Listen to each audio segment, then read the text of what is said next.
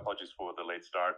We unfortunately had a massive distributed denial of service attack against our servers, and saturated all of our data lines. Like basically hundreds of gigabits of data were saturated. We think we've overcome most of that, and so it's now time to proceed. But as this massive attack illustrates, there's a lot of opposition to people just hearing what President Trump has to say, and but I'm honored to have this conversation. I want to emphasize it's a conversation, and it's really intended to just get a feel for what Donald Trump is just like in a conversation. So it's hard to catch a vibe about someone if you just don't hear them talk in a normal way. And when there's an adversarial interview, like no one's themselves in an adversarial interview. So this is really aimed at kind of open-minded, independent voters who just trying to make up their mind. So you can understand like what is what is it just like to have a conversation. So honored to Donald, great to speak. We had a great conversation yesterday. As you mentioned yesterday, if we could just record that conversation and post it would have been excellent. And I hope we can have something like that today. Well, I think we will. I'm pretty sure we will. And congratulations, because I see you broke every record in the book with so many millions of people, and it's an honor. We view that as an honor. And then you do want silencing of certain voices. Usually those are voices that have something to say that are constructive, oftentimes constructive. And so we have to consider it an honor. But congratulations on breaking every record in the book tonight. That's great. Well, thank you. Well, I mean, maybe we could start off with, the assassination attempt, which was an incredible thing. And I have to say that, your actions after that assassination attempt were inspiring. You, instead of shying away from things, instead of ducking down, you were pumping your fist in the air and saying, fight, fight, fight. And I think that's, the President of the United States represents America. And I think that is America. That is strength under fire. And so that's, a big, part of the reason why I was excited to endorse you as the President of the United States for having another term here is that was just incredibly inspiring. But what was it like for you? Not pleasant, I have to be honest. I said there was blood. I had more blood. I didn't know I had that much blood. The doctors later told me that the ear is a place that is a very bloody place if you're going to get hit. But in this case, it was probably the best alternative you could even think about because it went at the right angle, and it was a hard hit. It was very. I guess you would say surreal, but it wasn't surreal. I was telling somebody you have instances like this or like a lot less than this where you feel it's a surreal situation. And I never felt that way. I knew immediately that it was a bullet. I knew immediately that it was at the ear, and because it hit very hard, but hit the ear. And I also heard people shout, bullets, bullets, get down, because I moved down pretty nicely, pretty quickly, and we had bullets flying right over my head after I went down, so I'm glad I went down. The bigger miracle was that I was looking in the exact direction of the shooter, and so it hit me at an angle that was far less destructive than any other angle, so that was the miracle. That was, for those people that don't believe in God, I think we got to all start thinking about that. You have to... I'm a believer. Now I'm more of a believer, I think, and a lot of people have said that to me. A lot of great people have said that to me, actually. But it was amazing that I happened to be turned just at that perfect angle. Yeah. And all because I put down a chart on immigration that showed that the numbers were so great. I love that chart even more now. Maybe it's a sign. Yeah. Maybe that's a sign, you know. It's an immigration sign. You highlighted a serious issue, Yeah, and at that moment, that's right. the bullet missed your, you know, hit your ear, but you know, missed your head. Well, the amazing thing is that the sign, I said, bring down that sign on immigration, and it was literally about an eighth of a second where it would be good, and after that it was going to be a disaster, no matter which way you were facing. But it just had that perfect angle, which was exactly at this shooter. Very sad situation.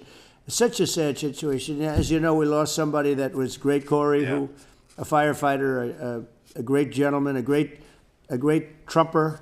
He was just a fantastic family and a fantastic man. And a friend of mine came up, Elon, and said, I'd like to give the family some kind of help. And I said, that's great. He said, do you mind? I said, I don't mind at all. And he wrote out a check for $1 million, gave it to the wife. And, you know, she said, this is really nice, but I'd rather have my husband back, which is a nice thing for somebody to say, to be honest. Sure. She's great. The family is great. And we raised a lot of money for them and for two other gentlemen are unbelievable people also. They were hit really badly. They thought they were not going to make it, and they did. The doctors in the Butler area, I tell you, they were incredible. They saved the two, and they were really hit tough, both of them, equally. And we thought, my first question was, because I heard bullets flying over me, and I said, how many people were killed? Because we had a massive crowd there, a tremendous, thousands and thousands of people, and there was no land. I mean, it was all people. So I said, how many people have been killed? Because I knew there were other shots being fired. Sure. And they said, we don't know yet, but some people have been badly hurt. And I have to give the Secret Service sniper, they call him, or sharpshooter, but sniper, because he didn't know there was a problem. He's an extraordinary shot, obviously, and he didn't know there was a problem. And he was able to pick it all out within 5 seconds. And he used one bullet from very far away, I guess probably about 400 yards. The shooter was 130, but he was on the opposite side of the field and the podium.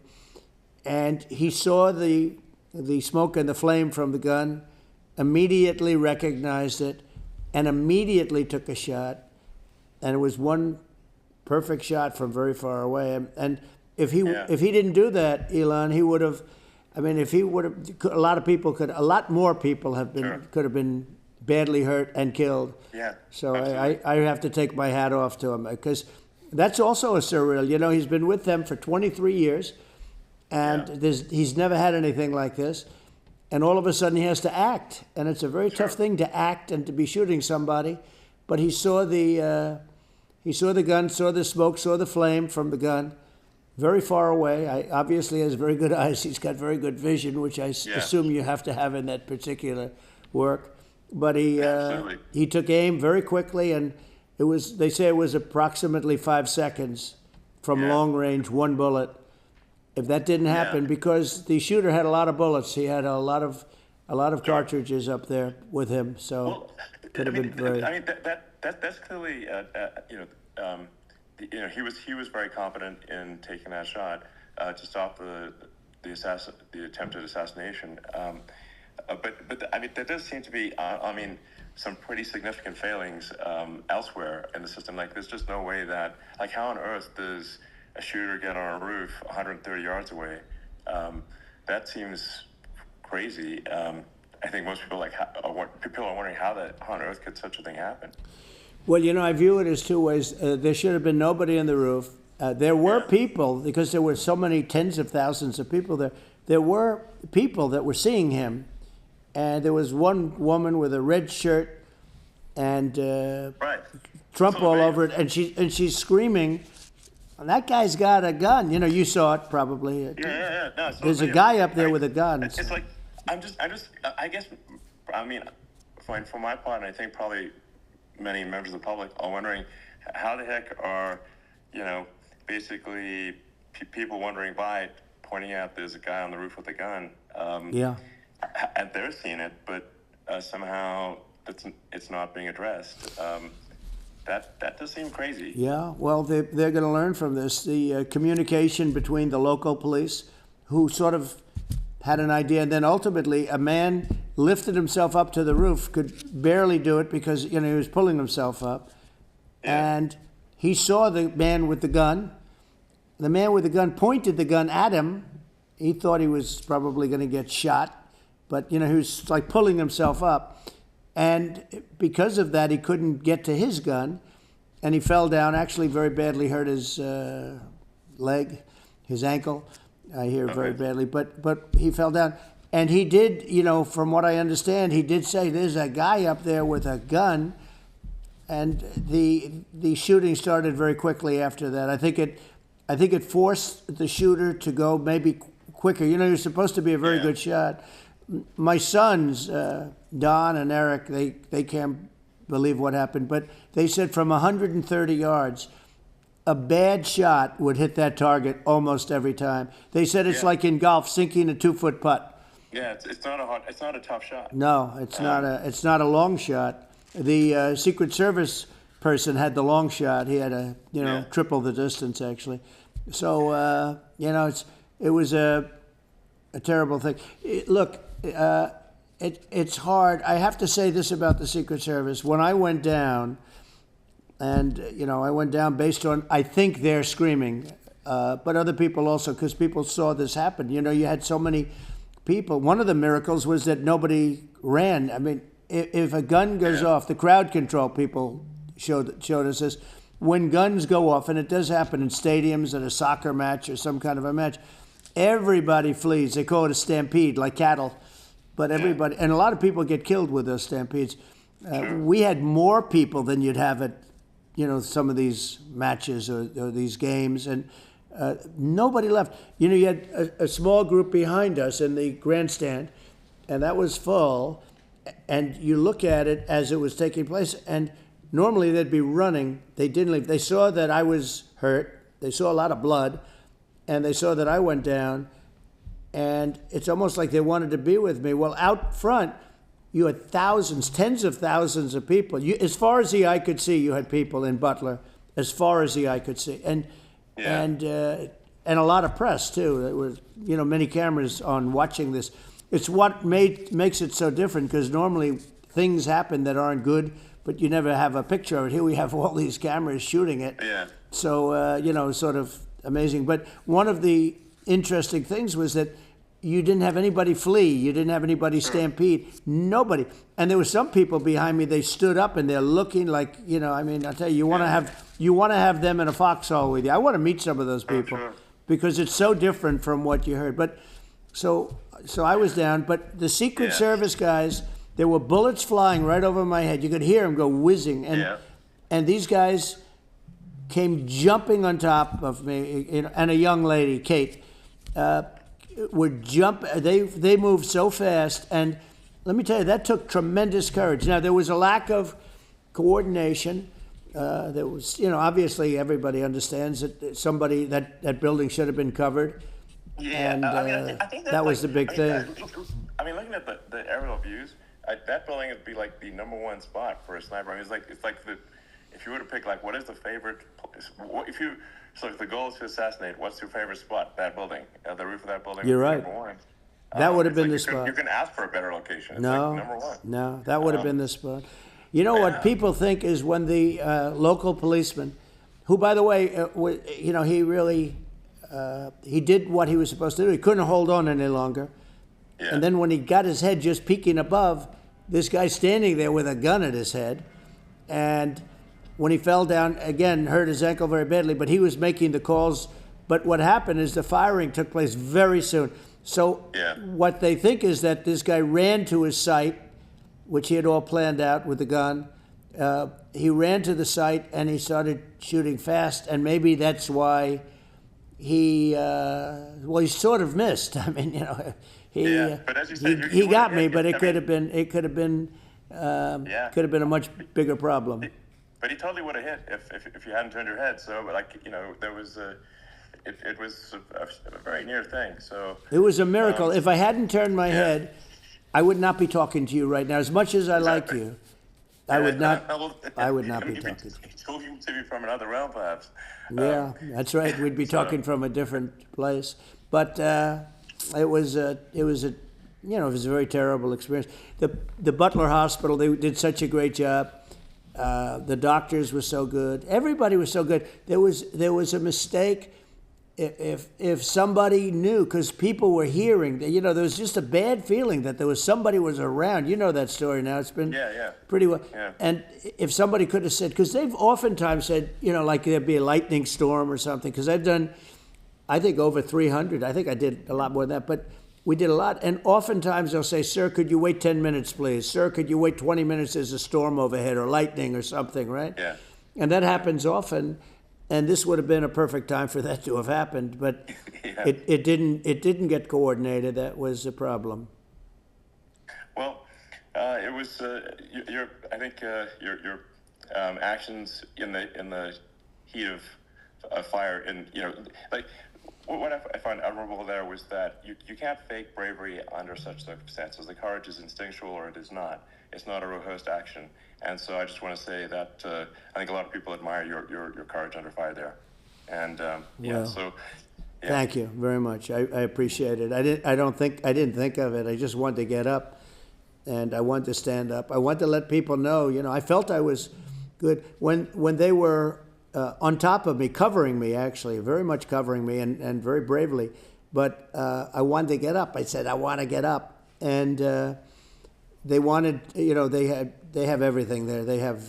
They wanted stretcher. I didn't like the stretcher, and I knew I was hit in the ear, but I knew I wasn't hit anywhere else. They felt I was hit someplace else because it was such a lot of blood, and they were sure that I was hit someplace else. And they were saying, "Sir, you were hit in more than the ear." I said, "Nope, I was hit in the ear. I want to get up. Let me get up." And so I got up, and the crowd didn't know what to think. I mean, this was so many people, and you could see they were confused. They didn't know what to think. And I wanted to let them know I was okay. It was very important for me to let them know that. And they went wild. You've seen the after. They didn't go wild when I got up because they didn't know, was I alive? You really couldn't tell. When I stood up before the hand, before the, you know, the fist in the air, they didn't know if I was alive. Nobody did. And when I put the fist up, they were just relieved and happy and thrilled, and the place went crazy. It was pretty amazing. It was a terrible thing, but it was pretty amazing. Moving, yeah. Well, and I mean, speaking of the sort of slide that got you to turn that saved your life, really, was the illegal immigration slide. Right. Maybe this. That's right. Maybe this is worth talking about that, since it was the slide saved your life. You're right. No, the illegal immigration saved my life. You're right. But it was, I know that. no, I had to be at that exact angle. I mean, that's a great one. saved by illegal immigration. You know, the incredible thing, though, when you talk about the odds, you had to be exactly at that angle. But the incredible thing is that the chart, I used it less than 20% of the time. It was just a moment. It's always on my left, never my right, and it's always at the end of the speech. So here we have it. It's on the right, not the left. It's at the beginning, not the end. And even the people that put it up, they were unprepared, and they did a great job. They got it up immediately, fortunately. But I looked to the right, and the bullet came whizzing by, hitting my ear.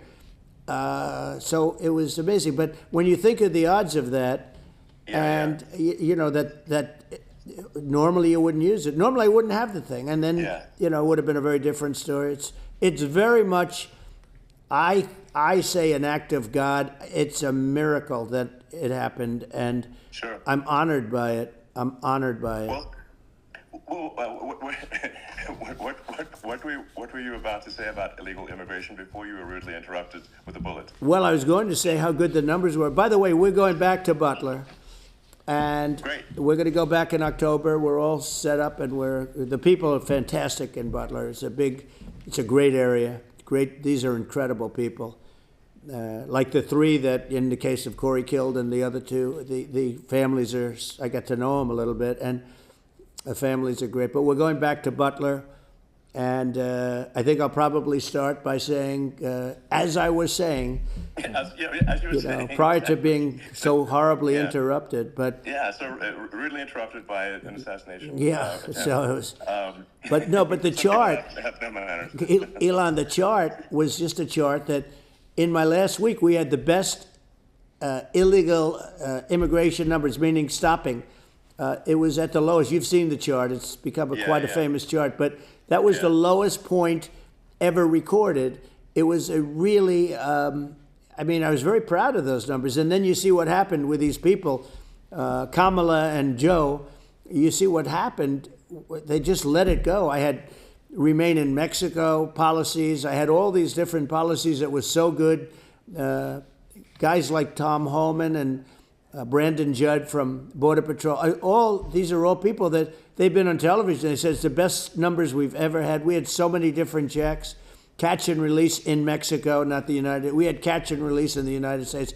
We had it in Mexico. We had so many things. We had things where if many people come in there, they have contagious diseases.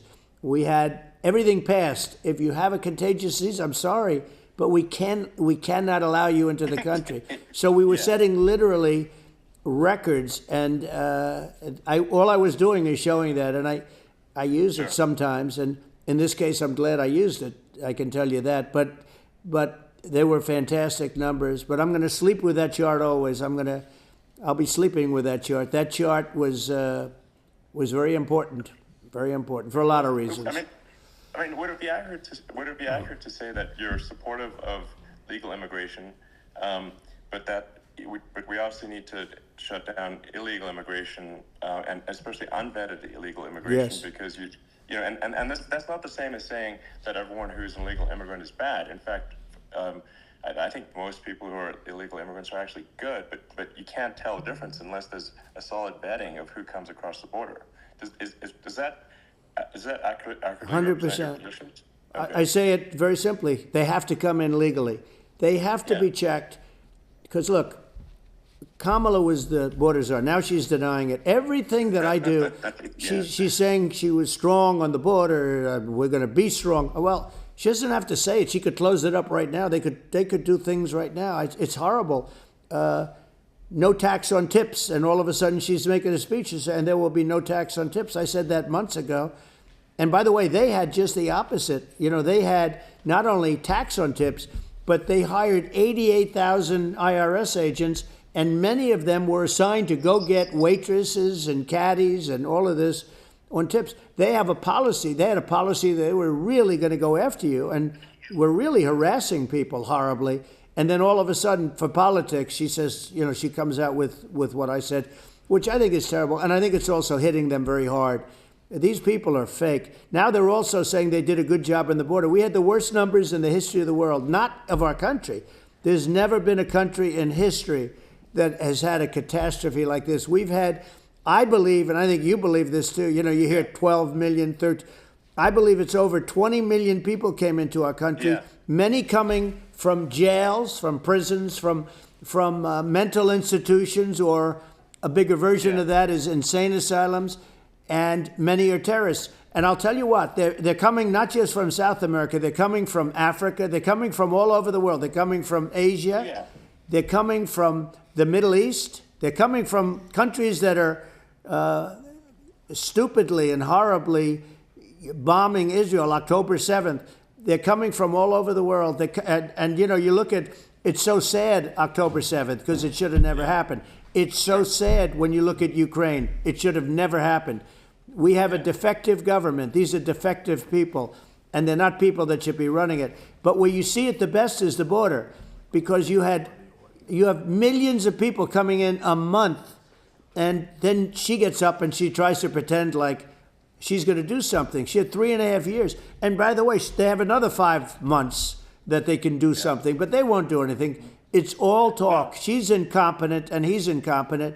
And frankly, I think that she's more incompetent than he is. And that's saying something, because he's not too good. Yeah. No, I think it is essential to have a secure border. I mean, you're really not a country unless you have a secure border. And secure elections, too.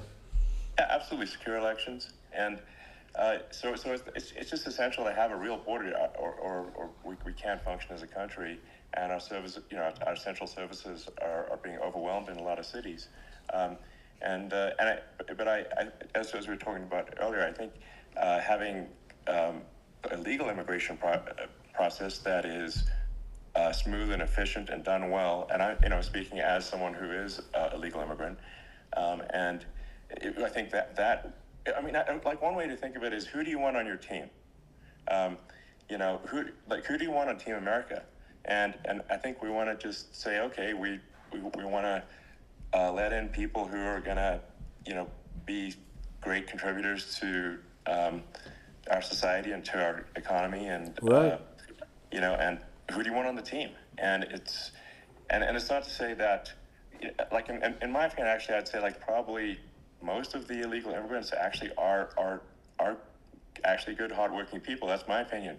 But some are not, and you just have this sort of adverse selection process where, if somebody's, if somebody's like has a career in theft or robbery, I don't understand what's taken them so long to get here, because we're such a target-rich environment. Why aren't more people who have a career in, bad things coming here sooner? Because it's a piece of cake to go rob, houses in LA or New York, compared to other parts of the world. And in a lot of places in America, if you try to stop the person who's robbing you, you'll be arrested. Yeah. So Yeah. it's insane. It's right. I mean, what's happening with crime, and our police are so good, but they're not allowed to do their job. But I have to tell you, Elon, I hate to say, because it's such a downer to say it. I hate to say it. I hate it. But you have a lot of people that just shouldn't be. I think it's a much bigger number than you think. They're allowing, again, they're allowing people from their jails. And if you were running one of these countries where they're coming from, you would have had all of them. As an example, Venezuela, their crime is down 72%. They're taking their drug dealers. They're taking, frankly, their prisoners. They're emptying out their prisons. They're taking their criminals, their murderers, their rapists, and they're delivering them into the... Castro did that. Yeah, well, he did on a much smaller scale. It was a much smaller scale. But this is a massive scale because this is being done worldwide. But here's what's happening. Crime all over the world is down. And wait till you see the numbers that we have. This is migrant crime. This is crime that's going to be... And I saw it today in New York where somebody was knifed with raped the girlfriend of a man that stood there watching in New York in one of the shelters, and started pulling out the knives, and bad things happened today. But this is happening every day. These are rough people. These are people that are in jail for murder and all sorts of things, and they're releasing them into our country, and they're telling them, if you come back, we're going to kill you. We're going to give you the death penalty or kill you. So they don't want to come back. But these are rough people. These are criminals that make our criminals look like nice people, and it's horrible what they're doing. And she's in charge of it because, now she's trying to say she had nothing to do with it. And she's such a liar because she was called the border czar the first day, and it was on the headlines of every newspaper. She's the border czar, and she never even went there. She went to one location which had nothing to do with where the problem is. She went in and out, I guess, because she was getting a lot of pressure, but had nothing to do where the problem is. But she was the border czar, and people can't allow them to get away with their disinformation campaign. Now she's trying to say that she wasn't really involved, and the whole thing is horrible. She was totally in charge. She could have shut the border down without him. He didn't know what he was doing anyway, so he wouldn't have even known what happened. You could shut the border down. He wouldn't even know the difference.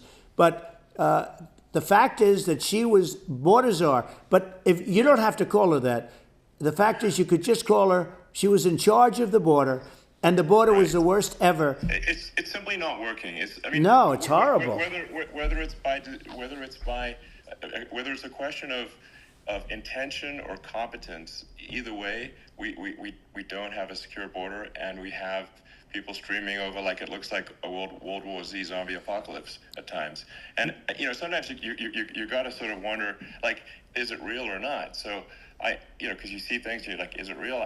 So I went to the border at Eagle Pass, and I saw for myself in Texas, and I was like, okay, it's real. I'm like seeing this in real time. I actually posted the video like just live. I just flew there one day and just to see, hey, is this made up or real? And I'm just seeing people stream across the border, and I have to say, at least the people that I saw did not look friendly. So these are people look at my video and say, hey, these people look friendly. I don't look super friendly. So these are people that Elon would not be the same man if he had to walk across the street and look these people in the eye. These are rough people. These are really rough people coming across. And I know rough people. And these are people that we don't want in our country. And, the caravans are coming in and they're putting, and who's doing this are the heads of the countries. And you would be doing it, and so would I. And everyone would say, oh, what a terrible thing to say. The fact is, it's brilliant for them because they're taking all of their bad people, really bad people. And I hate to say this, the reason the numbers are much bigger than you would think is they're also taking their non-productive people. Now, these aren't people that will kill you. We have enough of them. But these are people that are non-productive. They are just not productive. I mean, for whatever reason. They're not workers, or they don't want to work, or whatever. And these countries are getting rid of non-productive people in the caravans in many cases. And they're also getting rid of their murderers and their drug dealers and the people that are really brutal people. And they're coming into our country at levels that have never been seen before. And I saw an ad just before I got on the air. I'm walking over here, and I saw an ad by Kamala saying how she is going to provide border security. Where has she been for 3.5 years? For 3.5 years, we have 20 million people poured in. It's a terrible thing. Frankly, I think this is a fundamental existential issue for the United States. And if we have another 4 more years of open borders, and it's going to be even worse with another 4 more years, it's going to be even worse than it's been for the past 3.5 years. I'm not sure we've got a country left. You don't have a country left. Elon, if they get in, you will have 50 to 60 million people from all over the world, not South America only. We think of South America, we think of Honduras and El Salvador, Guatemala, and Mexico, the 4. But it's not that. It's everywhere. They're coming in from everywhere. And I had to stay in Mexico. This is a super important point. People, it's like, basically, when I went down there, I was like, well, where are people from? It's like almost no one was from Mexico, to be clear. No, Mexico less than the others. It's just the border with Mexico, but the people coming in, it's Earth, the rest of Earth. and America is only, about 4 or 5% of the population of Earth. It would only take a few percent of the rest of Earth to overwhelm everything in the U.S. We're already overwhelmed, Elon. We're overwhelmed.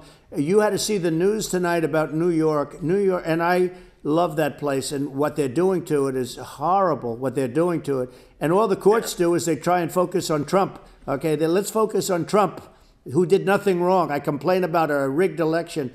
Elon, what's happened is unbelievable. You have from Africa, from the Congo, they're coming, from the Congo. And 22 people came in from the Congo recently, and they're murderers. And they drop them, they take them out of jails, which is very expensive, to maintain the jails, although they don't do too much maintaining, I can tell you. But they take them out of jails, prisons, they take them out, and they bring them to the United States. They deposit them in the United States and say, don't ever come back or you're going to be executed. And they don't want to come back, but they won't come back. But they're coming from Africa, they're coming from Asia, they're coming from the Middle East, they're coming from South America, they're coming from everywhere. And there are a lot of really bad ones. It's just an everywhere on Earth thing, and it's just not possible for the United States to absorb everyone from Earth, or even a few percent of the rest of Earth. It's just not possible. So well, Elon, we're going to have just to finish this up, we're going to have the largest deportation in history of this country, and we have no choice. Otherwise, we're going to have a country. What they've done to our country. Think of it, with in Venezuela and in some of these other countries, crime is down 50, 60, 70, 80%. And you would be the same. You would have. I'll tell you what, Venezuela has not gotten rid of all of them. They've gotten rid of about 70% of their really bad people. Their jails are about 50% put into the United States. Same with other countries. Some are 30%, some are at 50%. They're all different. But the bottom line is they're all going to be at 100%. Why wouldn't you put 100% of the... And they're doing it right now while this third-rate phony candidate... Don't forget, I beat Biden. He failed in the debate miserably. And, some people said, oh, gee, it's too bad. It's too bad he did so badly, or I did well in the debate. The first night they said, wow, one of the people at CNN said that was the greatest debate performance I've ever witnessed. And then 2 days later, they didn't talk about that. They just said he was bad. But that's okay. That's the way I get treated, and I don't mind that at all. What I can tell you is this. We cannot have a Democrat. We cannot have her. She's incompetent. She's as bad as Biden in a different... Yeah. Look, she hasn't done an interview since this whole scam started. And say what you want. This was a coup. This was a coup of a president of the United States. He didn't want to leave, and they said we can do it the nice way or we can do it the hard way. Yeah, they just took him out back behind the shed and basically shot him.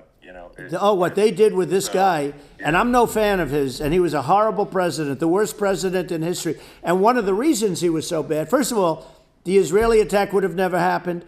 Russia would never have attacked Ukraine, and we'd have no inflation. And we wouldn't have had the Afghanistan mess, if you think of it. And we wouldn't have had Afghanistan. But think of it. You take a few of those events away, and we have a different world. We would also have no inflation was caused by oil. Yeah. No. I think you're making an excellent point here, which is that when other countries that are thinking about invading or doing bad things, when they're thinking about that, they're thinking about, okay, what's the American president going to do? And do they fear the American president, or is there someone they do not respect and do not fear? And I think they would rightfully be. I mean, but look at the footage of the assassination. They're like, okay, President Trump is like, don't mess with me. I mean, that's like. Whereas I think people are not going to be, and they obviously have not been at all intimidated by Biden, and they certainly will not be intimidated by Kamala. And you have to really think of that in the context of global security. That if the American president is someone that, like, evil dictators are scared of, that makes a huge difference to the security of the world. So I had a good relationship with Putin, despite the Russia hoax that lasted for over 2 years. Just a hoax created by Hillary Clinton and Adam Shifty Schiff, some just bad people, just sick people, frankly. I mean, Schiff is a sick person. He's going to end up probably being a senator. It's hard to believe. The whole thing is hard to believe. But, they put our country in danger with that stuff, too. They actually, when they make up stories, and you have to fight your way out of it for a long time. But I know Putin very well. I got along with him very well. He respected me, and it's just one of those things. And we would talk a lot about Ukraine. It was the apple of his eye. But I said, don't ever do it. Don't ever do it. I shut down Nord Stream 2. That was the big oil pipeline, the biggest pipeline in the world going all over Europe. I shut it down. Biden came, and then they say, I loved Russia. I was a friend of Putin, and I loved Russia. No. He actually said to me one time, he said, if you're my friend, I'd hate to see you as an enemy. I shut down his pipeline, the biggest pipeline. They were looking at that to fund. And this pathetic president gets in there.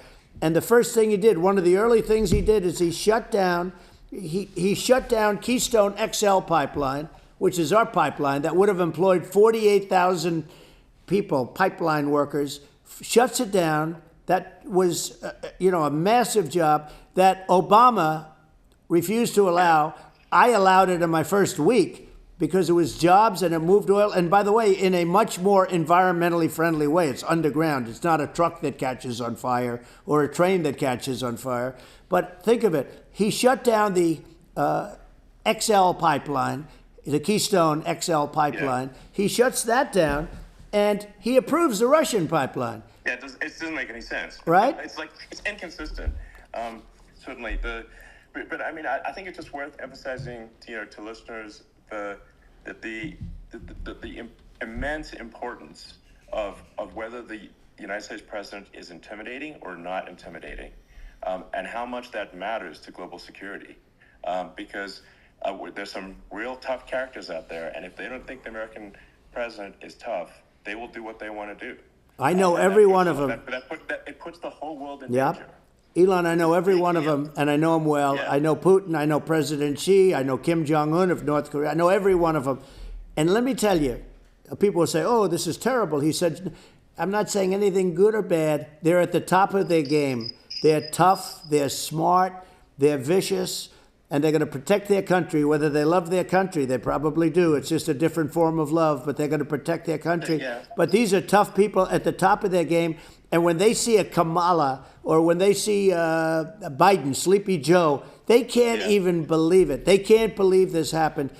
All the stuff that you're seeing now, all the horror that you look at Israel, they're all waiting for an attack from Iran. Iran would not be attacking, believe me. You know, when I was there, and I say it with respect because I think we would have been good with Iran. I don't want to do anything bad to Iran, but they knew not to mess around. Iran was broke because I told China, if you buy from Iran oil, it's all about the oil. That's where the money is. But if you buy oil from Iran, you're not going to do any business with the United States.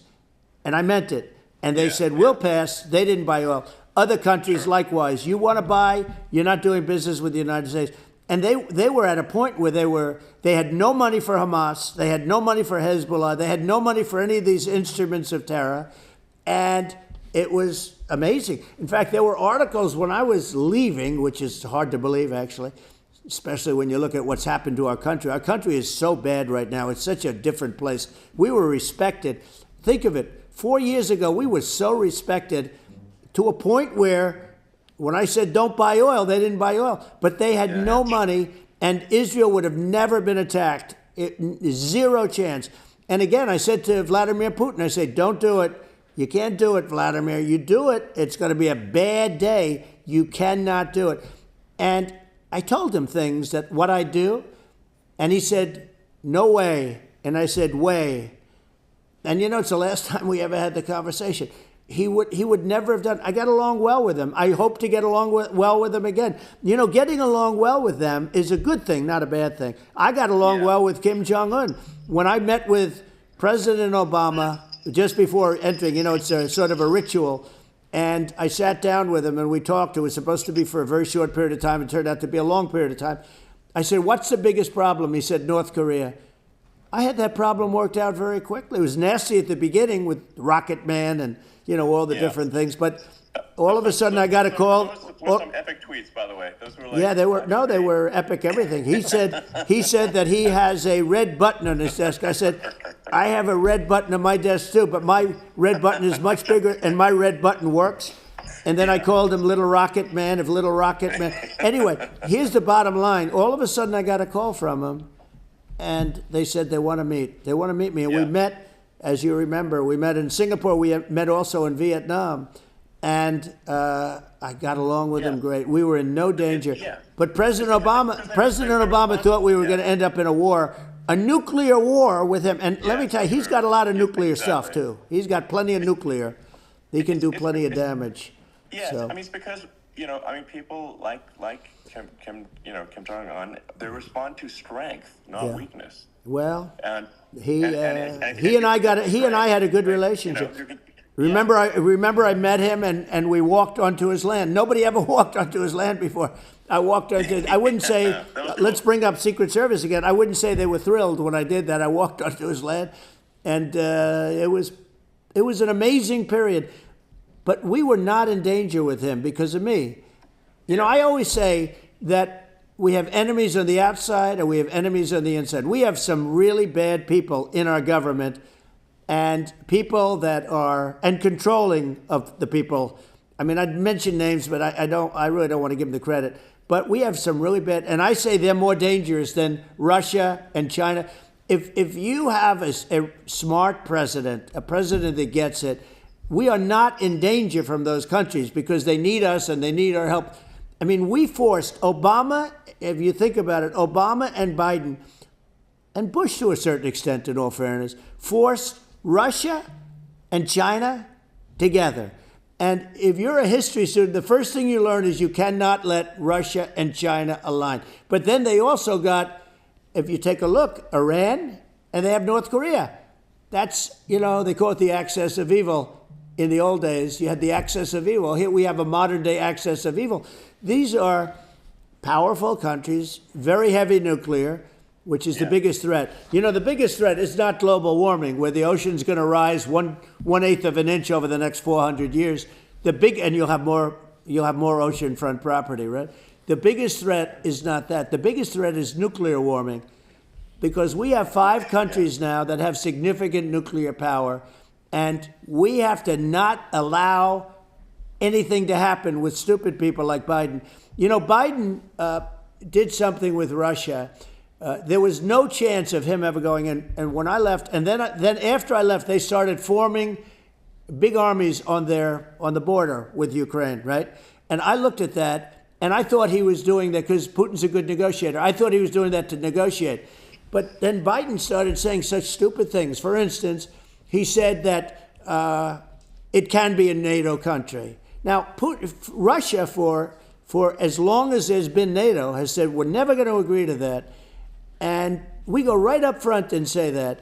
And we did things and said things through this president with a low IQ, very low IQ.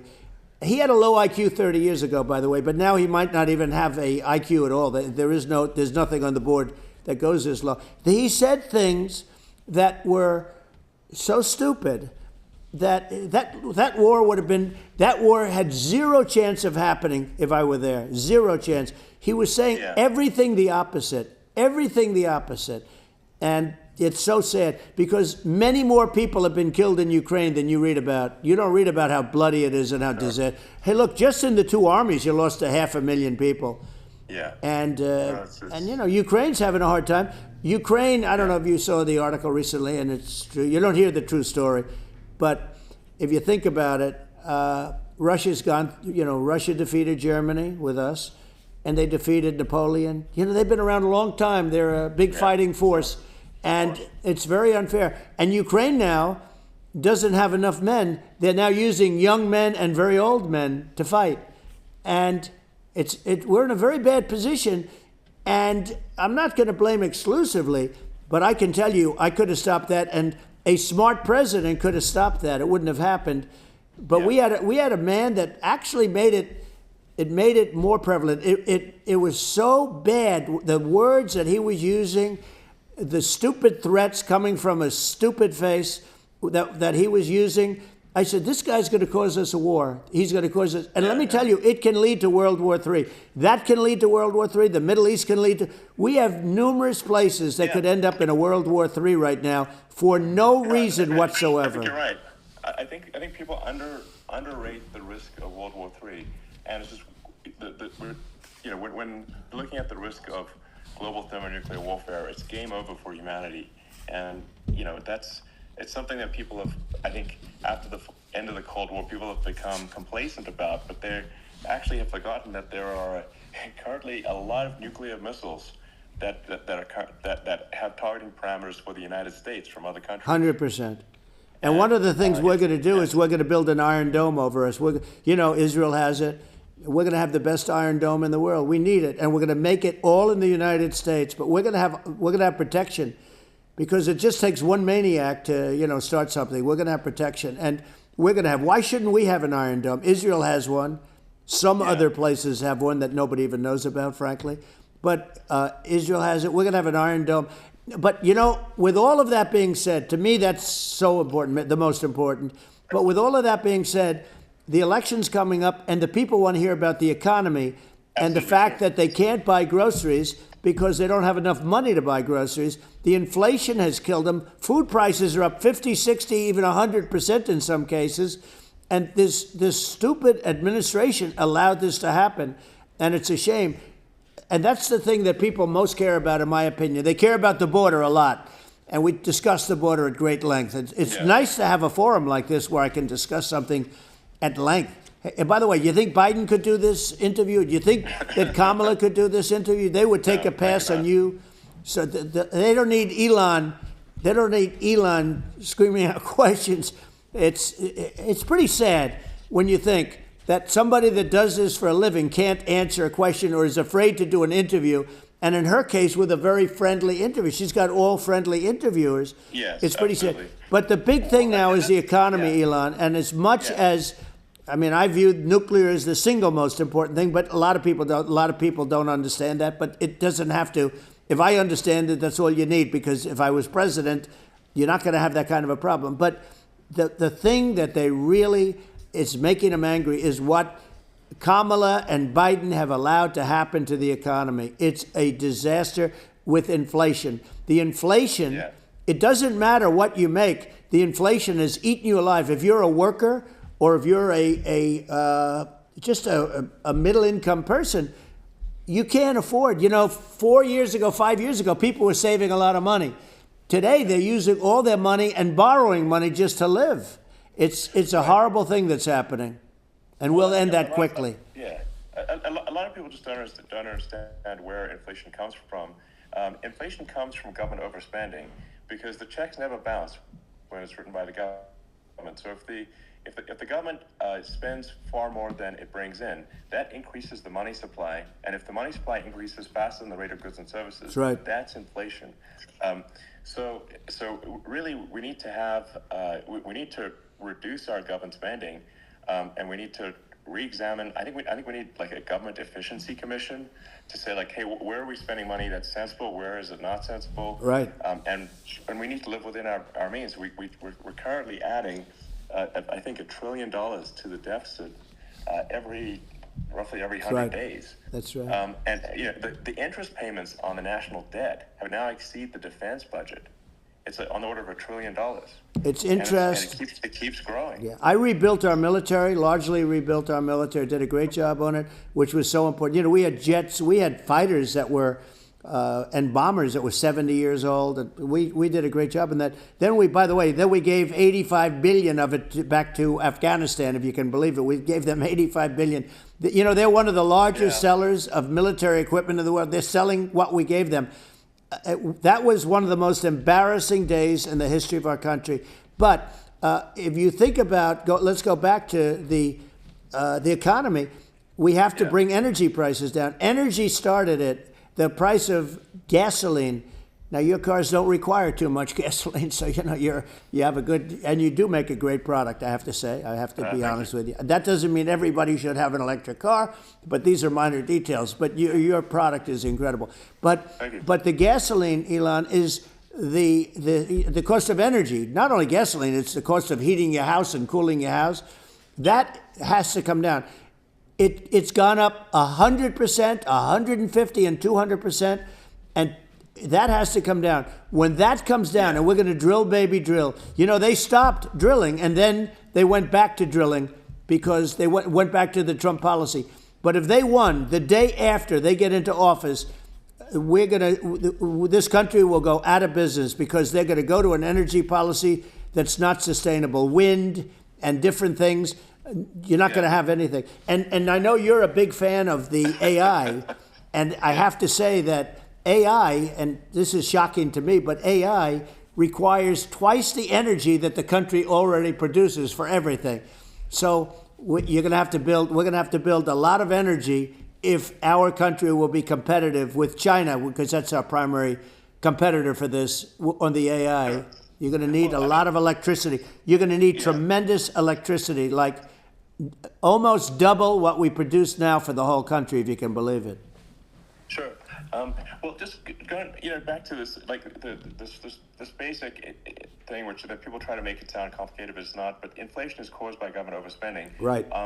Would you agree that we need to take a look at government spending? Yes. And have perhaps a government efficiency commission that just tries to make the spending sensible, and so that the country lives within its means, just like a person does. The waste is incredible, and nobody negotiates prices. You used to have a lot of people making jets, and you end up with two companies, and they'll probably try and merge at some point.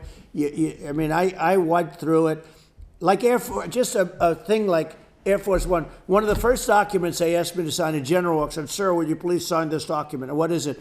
Air Force One. That's with Boeing, which is basically two planes, two 747s. And the price was $5.7 billion for two planes. Now, Now they're highly sophisticated. They're even nicer than your plane, okay? But much more sophisticated. They're very. I won't say what's on it, but they got a lot of stuff on it. Anyway, but it's 5.7. It's a crazy number. It's a crazy number, but I said, I'm not going to pay 5.7. I'm not going to do it. I said, who made the deal? Obama and his people. I said, well, then I know the deal's no good. I'm not going to do it. And over a course of about 4 weeks, by my saying I'm not going to do it, I got the price reduced by $1.6 billion for the exact same plane, other than we had a nicer paint job, if you want to know the truth. But for the exact same plane, I saved one. And I said to Boeing, man, you guys must make a lot of money if you can reduce the price by that. But now what I do hear is that they're going back to the Biden administration and wanting big cost overruns, because they see these dopey suckers in there, and they'll end up getting some of the money back. But I shaved it by $1.6 billion for the exact same plane.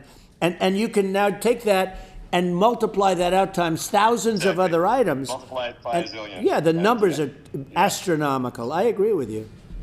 Well, I mean,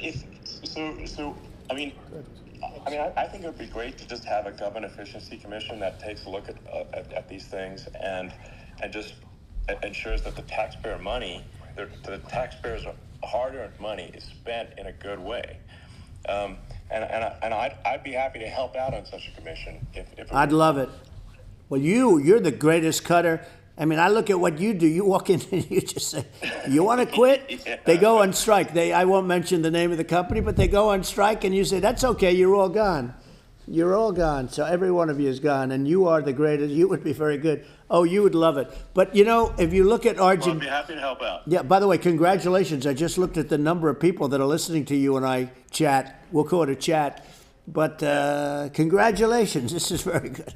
I mean, it's great. And you're an interesting character. The new head of a place called Argentina, and he's a big, he's great. Yeah. And he's a big MAGA fan, that. He ran on MAGA. And he took it to an extreme, too. He ran on MAGA, and I hear he's doing really a terrific job. It's called Make Argentina Great Again. It worked out perfectly. He came in, he bought a lot of hats, he brought everything. But he's doing a big job. He really cut. And I'm hearing they're starting to do pretty well. Inflation's getting down. They had like 2,000%. And they had inflation like not normal inflation. They had the real deal. But we're going to have that pretty soon. We have. I think we have the worst inflation we've had in 100 years. They say it's 48 years.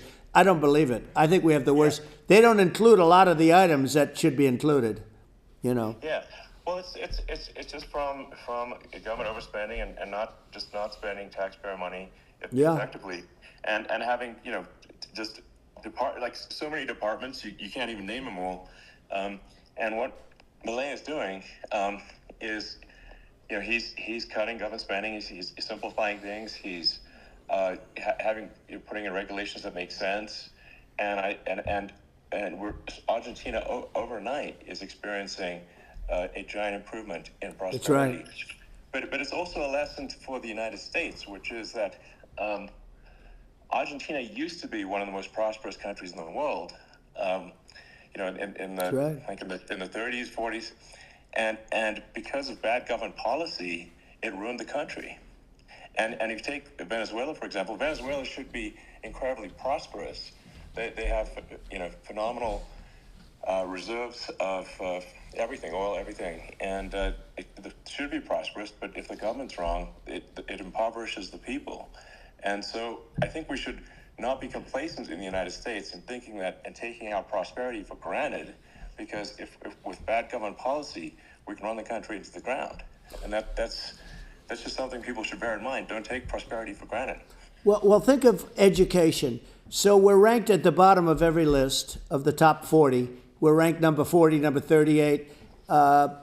Norway, Switzerland, Sweden, different countries are ranked good. Actually, China's pretty close to the top. They're a top 6 or 7. But we're ranked at the bottom, almost at the bottom, 38, 39, 40. In other words, horrible. And yet we spend more per pupil than any other country in the world. So we spend more. And what I'm going to do, one of the first acts, and this is where I need an Elon Musk. I need somebody that has a lot of strength and courage and smarts. I want to close up Department of Education, move education back to the states, where states like Iowa, where states like Idaho, not every state will do great, because states that basically aren't doing good now. You look at Gavin Newsom, the governor of California. He's terrible. He does a terrible job. So he's not going to do great with education. But of the 50, I would bet that 35 would do great, and 15 of them, or 20 of them, will be as good as Norway. Norway is considered great. You can name them. I mean, they're so good. Yeah. Some of these countries are so good. But if you go into some of these really well-run states, we have states that don't know what debt is. We have states that have low taxes, no debt, everybody working. They're really well-run. Sure. And maybe they have certain advantages in terms of location, in terms of, the land or the sun and the water and the whole thing. There are a lot of advantages that some people have. But if you moved education back to the 50, you'll have some that won't do well, but they'll actually be forced to do better, because it'll be a pretty bad situation. Yeah. But if you think about it, you'll have some of these states. I'll bet you'd have 30, 35 states. It'll be much better. And you know what it'll cost? Less than half what it is in Washington. Yeah. And these people don't care about the students in these, faraway states. And it'd be unbelievable. Yeah. I think you're making a good point in that if the states have to if each state has to compete against other states, then people will naturally That's right. move to states where it's better.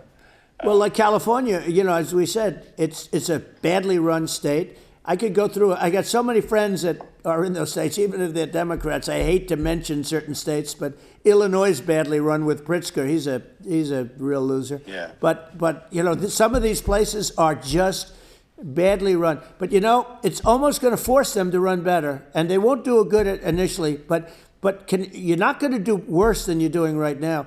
And I would say that you would cut your cost by 50 or 60%. And you'd have a little monitor. You want to make sure they're teaching English, as an example. Yeah. Give us a little English, right? Sure, yeah. No, right? I mean, some of these governors are doing so badly. I mean, they got so many people moving out of their state. They should get U-Haul Salesman of the Year award because they're driving so much U-Haul sales. It's actually amazing. Isn't it amazing to you as a businessman that they can even survive? Like Illinois. So many people are leaving, and you wonder, how do they survive? I mean, how do they survive? I saw where you left California, and you moved to Texas. Texas does a great job. I just wonder, how do these states survive when big businesses, a big oil company just left California, as you know, and they moved to Texas. How do these big states survive when they lose so many businesses? And their taxes are already really high. The taxes are among the highest taxes. You almost wonder, how do they continue on? And in many cases, the governors don't do a good job, and they're crime-ridden places. You wonder, how do they continue to just go on? It's not a good situation. I mean, I think the only thing that's going to force some of these states to change is if they risk bankruptcy and they're not getting bailed out by the federal government. Right. Well, you're going to have that. You remember the area in California where they had that, where I guess somebody had sticky fingers and they stole a lot of money, and they went into a form of chapter, and it was very nasty for a period of time. But now it's probably the most popular place in all of California. So at some point, something like that may have to happen. But the problem is, you can't penalize people that loan money to the state when you have incompetent people like a Pritzker. Look, the family didn't want him in the family business, and then he ends up being governor of Illinois. So what is he going to be? Is he going to be a great governor? And you have people. I could name every one of them. I got to know every one of these, and some are very good, and some are just horrible. Well, I think the larger point here, too, as you're saying, a lot of people are concerned about the economy, a lot of people are concerned about inflation, and inflation is effectively a tax on people that save money and for people that are working day to day. It's just a form of taxation. If we can solve the government spending problem, we'll solve the inflation problem, which means people will have a better standard of living, and that's a really big deal. Well, the people that got hurt worst are the people that did it the way they were taught to do it all through, their younger life and their young life and their whole life. The people that saved money and then they got no interest on their money and inflation destroyed them. And frankly, they were almost better off if they didn't do anything like that. I mean, those people have been absolutely decimated, and we're going to bring those people back and help those people. We've got to get the prices down. When I look at bacon costing 4 or 5 times more than it did a few years ago, when you look at some of the food products in grocery stores, people go, they can't believe it. They used to be able to buy a whole cart, and today, a lot of people just don't have the money. They go in and they can't buy anything. They look at it's sticker shock. They call it sticker shock, right? I think it really just comes, like I said, I think it just comes down to really, I guess, two things, which is that if you solve government overspending, you solve inflation, which improves living standards of the average person, and then if you deregulate, like have sensible regulations, so because a lot of the regulations are nonsensical and cause the cost to be extreme for no reason, but unless you've got effective deregulation, like Reagan did a great job on deregulation in the 80s, but it's been 40 years since we had anyone really. I mean, during your administration, we made some progress, but I think there's opportunity to make, I think, radical progress with sensible regulation. Yeah. Well, Elon, those two things. Yeah. Yeah, we set a record. We did more deregulation and more restrictions on all of the different businesses than any other president. Remember, I had the rule for everyone we put in, you have to get rid of 10 or 12. And we did radical cuts on all of that. And a lot of that's being put back by this administration. And we did radical cuts on things that weren't necessary. But we were all set. We had the best economy ever maybe in the world. And then what happened is COVID came in. And we had to focus on that. And nobody knew what it was. And I always say I got good marks on economy, good marks on military. We knocked out ISIS. We did so many different things. We rebuilt. But, I never got the credit that we really deserved on what we did with COVID. We never got the credit. But had that not happened, a gift from China, from Wuhan, came in from Wuhan, the Wuhan labs, and I always said it, and it turned out to be right.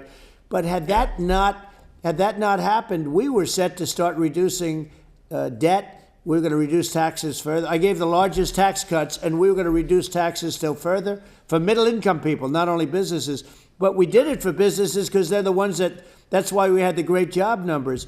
But we were set to really start reducing debt. And, we're sitting on the biggest pile of liquid gold anywhere in the world, bigger than Saudi Arabia, bigger than Russia. And we were going to drill, and we were going to make so much money. We were going to supply Europe with oil. I had stopped the Russian pipeline, and we were going to supply them with oil and gas. We were going to make a fortune. And then the COVID came in, and we really had to divert. Then what happened is when they came in, we kept a lot of businesses alive. If I didn't do what we did, we would have had a 1929 type depression. But the problem is when Biden came in, he got trillions of dollars and just started spending it stupidly. You didn't need it anymore. We got over that bad period where everybody was dying and feeling, it was just not a good period. Interestingly, during his administration, many more people died during his administration of COVID than during my administration, and we really got the brunt of it. But people don't realize more people died during his administration than ours. But it diverted us from doing what I wanted to do.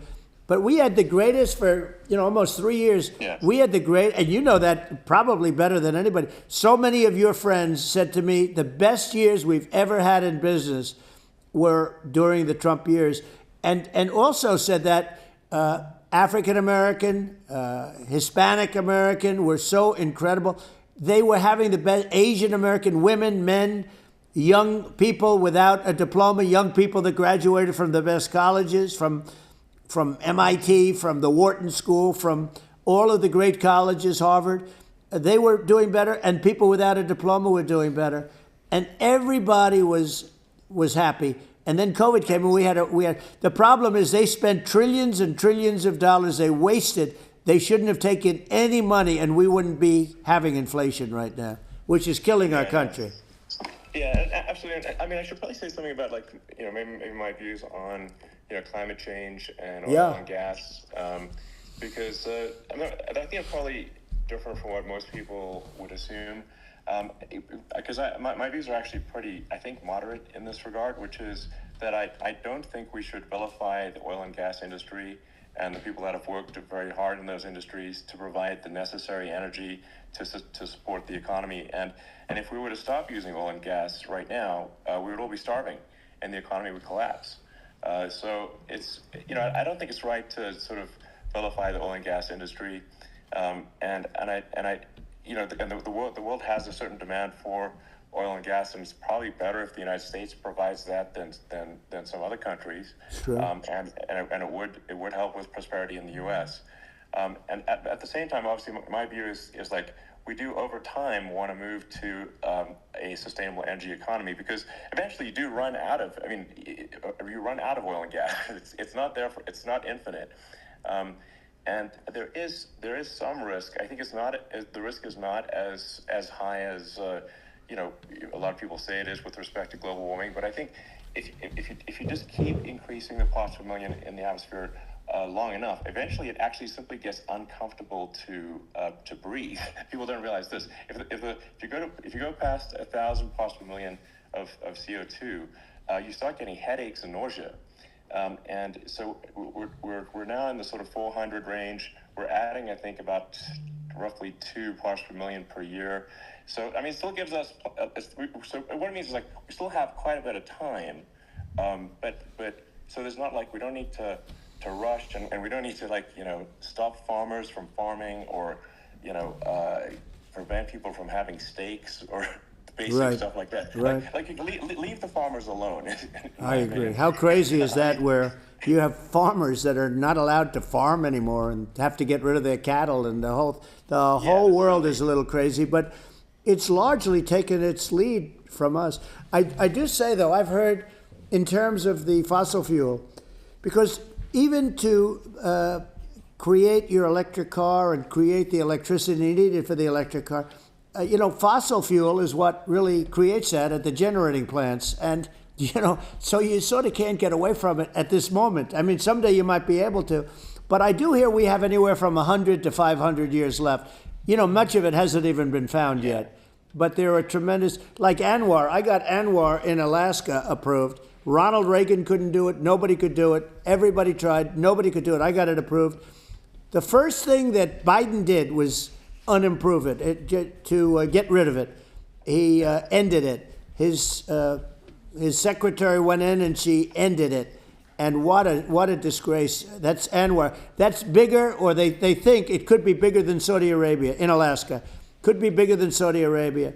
But they went in and they terminated it, and I'll get it going very quickly, because not only is it big for Alaska, I mean, you talk about economic development, that for the United States, I mean, that is, they say bigger than Saudi Arabia or the same size, and pure, really good stuff. And, they end it. So I think we have, perhaps hundreds of years left. Nobody really knows. But during that time, something will come around that will be very good. Yeah. Well, I mean, my estimate would be, a little more aggressive than that. But it's not the sort of like we're all going to die in 5 years stuff. That's obviously BS. But I mean, my view is like if you just look at sort of the parts per million that increments every year, you get sort of 2 or 3 parts per million every year of CO2. I mean, I think some of that it's problematic if it accelerates. If you start going from 2 or 3 to say 5, and then there may be some situations where you get just a step change increase in the CO2. Mm-hmm. And I think we don't want to get too close to 1,000 ppm, because like that's actually makes it uncomfortable to breathe. Like just existing in 1,000 ppm CO2 is uncomfortable. That's like that's considered like an industrial hazard. Right. So it's that's actually start getting headaches and stuff. So even without global warming, it's not comfortable to live in. So you don't want to get too close to that. But I mean, I think I think we want to just move over, like, and if I don't know, 50 to 100 years from now, we're I don't know, mostly sustainable. I think that'll probably be okay. So it's not like the house is on fire immediately, but I think it is something we need to move towards. And on on balance, it's probably better to move there faster than slower. But like I said, without vilifying the oil and gas industry, and without causing hardship in the short term, I think this can be done. Without people can still have a stake, and they can still drive gasoline cars, and sure. It's okay. It's like, it's not. I don't think we should vilify people for it, but I think we should just generally lean in the direction of sustainability. I actually think solar is going to be a majority of Earth's energy generation in the future, and it's certainly trending that way. Mm-hmm. And so you get the solar power, combine that with batteries, because obviously the sun doesn't shine at night, and then you use that to charge the electric cars, and you have a long-term sustainable solution. And that's what Tesla's trying to move things towards, and I think we've made a lot of progress in that regard. But when you look at our cars, we don't believe that environmentalism, that caring about the environment should mean that you have to suffer. So we make sure that our cars are beautiful, that they drive well, that they're fast, that they're sexy. I mean, they're cool. In fact, literally, I mean, this sexy joke, Model S, Model 3, Model X, and Y spells out sexy. It's probably the most expensive joke out there. Right. But I don't know, I like cheesy humor, So, but I'm a big fan of, like, let's have an inspiring future, and let's work towards a better future, and we can do so without demonizing people. Right. I'm okay. It's very interesting. You use the word global warming, and today they use the word climate change because you have some places that go up, and so they were getting themselves in a little trouble with the word global warming, because not every place is warming. Some places are going the opposite direction. But I'm sort of waiting for you to come up with solar panels on the roofs of your cars and on the trunks of the cars, and it just seems like something that at some point you will come up with. I'm sure you'll be the first. But it would seem that a solar panel on the roofs, on flat surfaces, on certain surfaces might be good, at least in certain areas of the country where you have or the world where you have the sun. But I would think, and I have no idea because that's not my world, but I would think that this would be something that would be interesting. But the one thing that I don't understand is that people talk about global warming or they talk about climate change, but they never talk about nuclear warming. And to me, that's an immediate problem, because you have, as I said, 5 countries where you have major nuclear, and probably some others are getting there, and that's very dangerous. That's where you need a strong American president, because you don't want to have this proliferation. But you have 5 countries and getting more. China is much less than us right now, but they're going to catch us sooner than people think. They're way lower. Russia and us are number 1, and I mean, we're sort of tied. And China is far behind, but they're developing at a level that, you're not surprised to hear, very fast. They'll end up catching up, maybe even surpassing. But to me, the biggest problem is not climate change. It's not, and everything's, a problem, but it's degrees. To me, the big problem is the nuclear power. The power of nuclear is so great. And when I talk about I'll prevent World War III, I will. But the truth is that you have to, because this is no longer army tanks going back and forth and shooting at each other. Yeah. This is a level of destruction and power that nobody's ever seen before. Yeah, and actually, there's the bad side of nuclear, which is a nuclear war, very bad side. But there's also, I think, nuclear electricity generation. Absolutely, you're right. And it's actually, people have this fear of nuclear electricity generation, but it's actually one of the safest forms of electricity generation. It's just a huge misunderstanding. And if you look at the injuries and deaths, caused by, say, I mean, I'm not trying to pick on coal mining, but just any kind of mining operation. Right. And there's a certain number of injuries and deaths per year. And you compare that to nuclear. Nuclear is actually way better. So it's underrated as an electricity source, and I think it's something that's worth reconsidering. But there's so much regulation that people can't get it done. So that, maybe they'll have to change the name. The name it's a rough name. There are some areas like when you see what happened in branding. Right. Branding's rough. We'll have to rebrand it. We'll have to give it a good name. We'll name it after you or something. No, it has a branding problem. When you see what happened It has a branding problem. when you see what happened in Japan, where they say you won't be able to go on the land for about 3,000 years. Did you ever see that? And in Russia, where they had the problem, where they, there's a lot of bad things happened, and they have a problem. And they say that in 2,000 years, people will start to occupy the land again. You realize it's pretty bad. But there's, you're right about it. It's amazing. It's actually not that bad. So like after Fukushima happened in Japan, people were asking me in California, are we worried about like a nuclear cloud coming from Japan? I'm like, no, that's crazy. It's not even dangerous in Fukushima. I actually flew there and ate locally grown vegetables on TV to prove it. And I donated a solar water treatment, a solar powered system for a water treatment plant. And yeah, but you haven't been feeling so well lately, and I'm worried about it. No. But I'm only kidding. It's fine. It's like. Hiroshima and Nagasaki were bombed, but now they're like full cities again. So it's right. It's Well, that's great. That's great. That's great. So it's not as scary as people think, basically. But yeah. Let's see. I mean, are there some other topics we should touch on? Like lawfare. I think we need to be concerned about what they've done to this country. Obviously. Yeah. Yeah. Well, we just won the big case in Florida.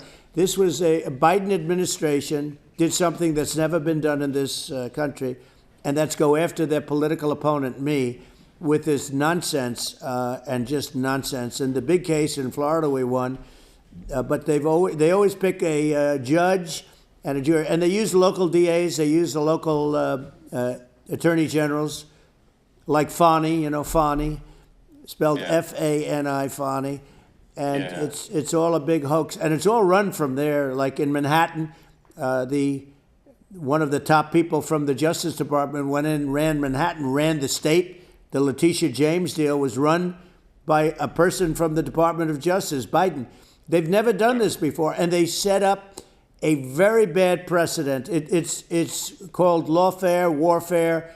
It's a terrible thing, and never happened in our country. It does happen in banana republics and third world countries, but it's never happened. And the incredible thing is it actually drove my numbers up because people see, fortunately I have a platform like you, or, in all fairness, like a conversation like this where I can talk about it and people understand. I mean, you fight for election integrity and you end up getting indicted because you're fighting for election integrity. And when the day comes that you can't fight for election integrity, you don't have a country anymore. So what happens is they went after their political opponent, me. Now Biden's, close to vegetable stage, in my opinion. Okay, I looked at him today on the beach, and I said, why would anybody allow him? The guy could barely walk. Why would anybody allow him? Yeah. Does he have a political advisor that thinks this looks good? He thinks this looks good because it looks so bad, and it's ridiculous. I mean, and he's been doing that for a long time. He can't lift the chair. The chair weighs about 3 ounces. It's meant for children and old people to lift, and he can't lift it. The whole thing is crazy. He's clearly like we just don't have a president right now. That's just you don't have a president, and she's going to be worse than him because she is a San Francisco liberal who destroyed San Francisco, and then as Attorney General, she destroyed California. You talk about location, and we're talking about the sun and the water and all. There's nothing better than California. She has destroyed that. She was the original DA. She was the original in San Francisco. She was the original Attorney General in California. What she has done to California is, well, you know better than I do. You just left California for a lot of those reasons. And what she's done with crime, with cashless bail, where you kill somebody. I mean, we have states there you kill somebody and they let you out right away. I mean, you don't have to even put up, and then they never find the people unless they kill again, and then they let them out again. Yeah. Our country is becoming a very dangerous place, and she is a radical left San Francisco liberal, and now she's trying to protect. Now she's looking like she wants to be more Trump than Trump, if that's possible. I don't think it's possible, but she wants to be more Trump than Trump. I want a wall. I want, she wants to release all the prisoners that are in detention, and some of these guys are really bad. Yeah, that just came out today. She doesn't want to build the wall, even though the walls work. Walls and wheels. You know, in your business, everything you do is obsolete. Almost, well, not the tunnels, but everything is obsolete. Even your rocket ships, they're like a month later, they're obsolete. You find a better way to. The only thing that's not obsolete is a wall and a wheel. And the wall, I built hundreds of miles of wall, and that's why we had such good numbers. I was going to add 200 miles. We bought it. We could have flipped it up in 3 weeks, and they sold it for 5 cents on the dollar. That meant, I said, wow, that means that they actually do want to have open borders. She wants to have open borders, and now she's going like she's tough on the border. It's such a lie. It's simply not true. This is simply not true. No, and everybody knows it's not true. It's a disgrace that she can say it.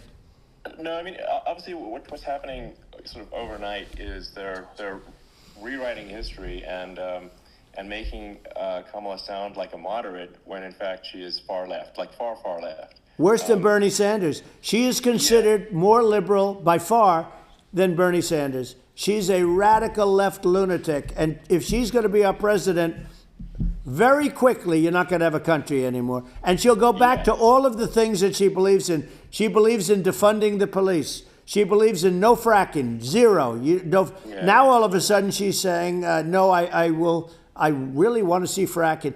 If they got in, the day she got in, she'll end fracking.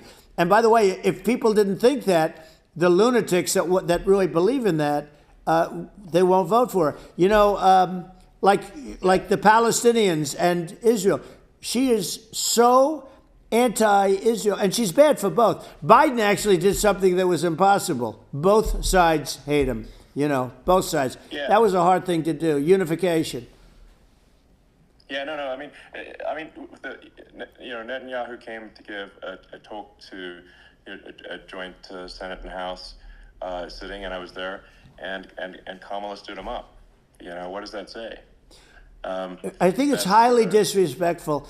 And I say, if you're a Jewish person or if you believe in Israel, if you're a person that, is very pro-Israel, if you vote for her, it's worse than Biden.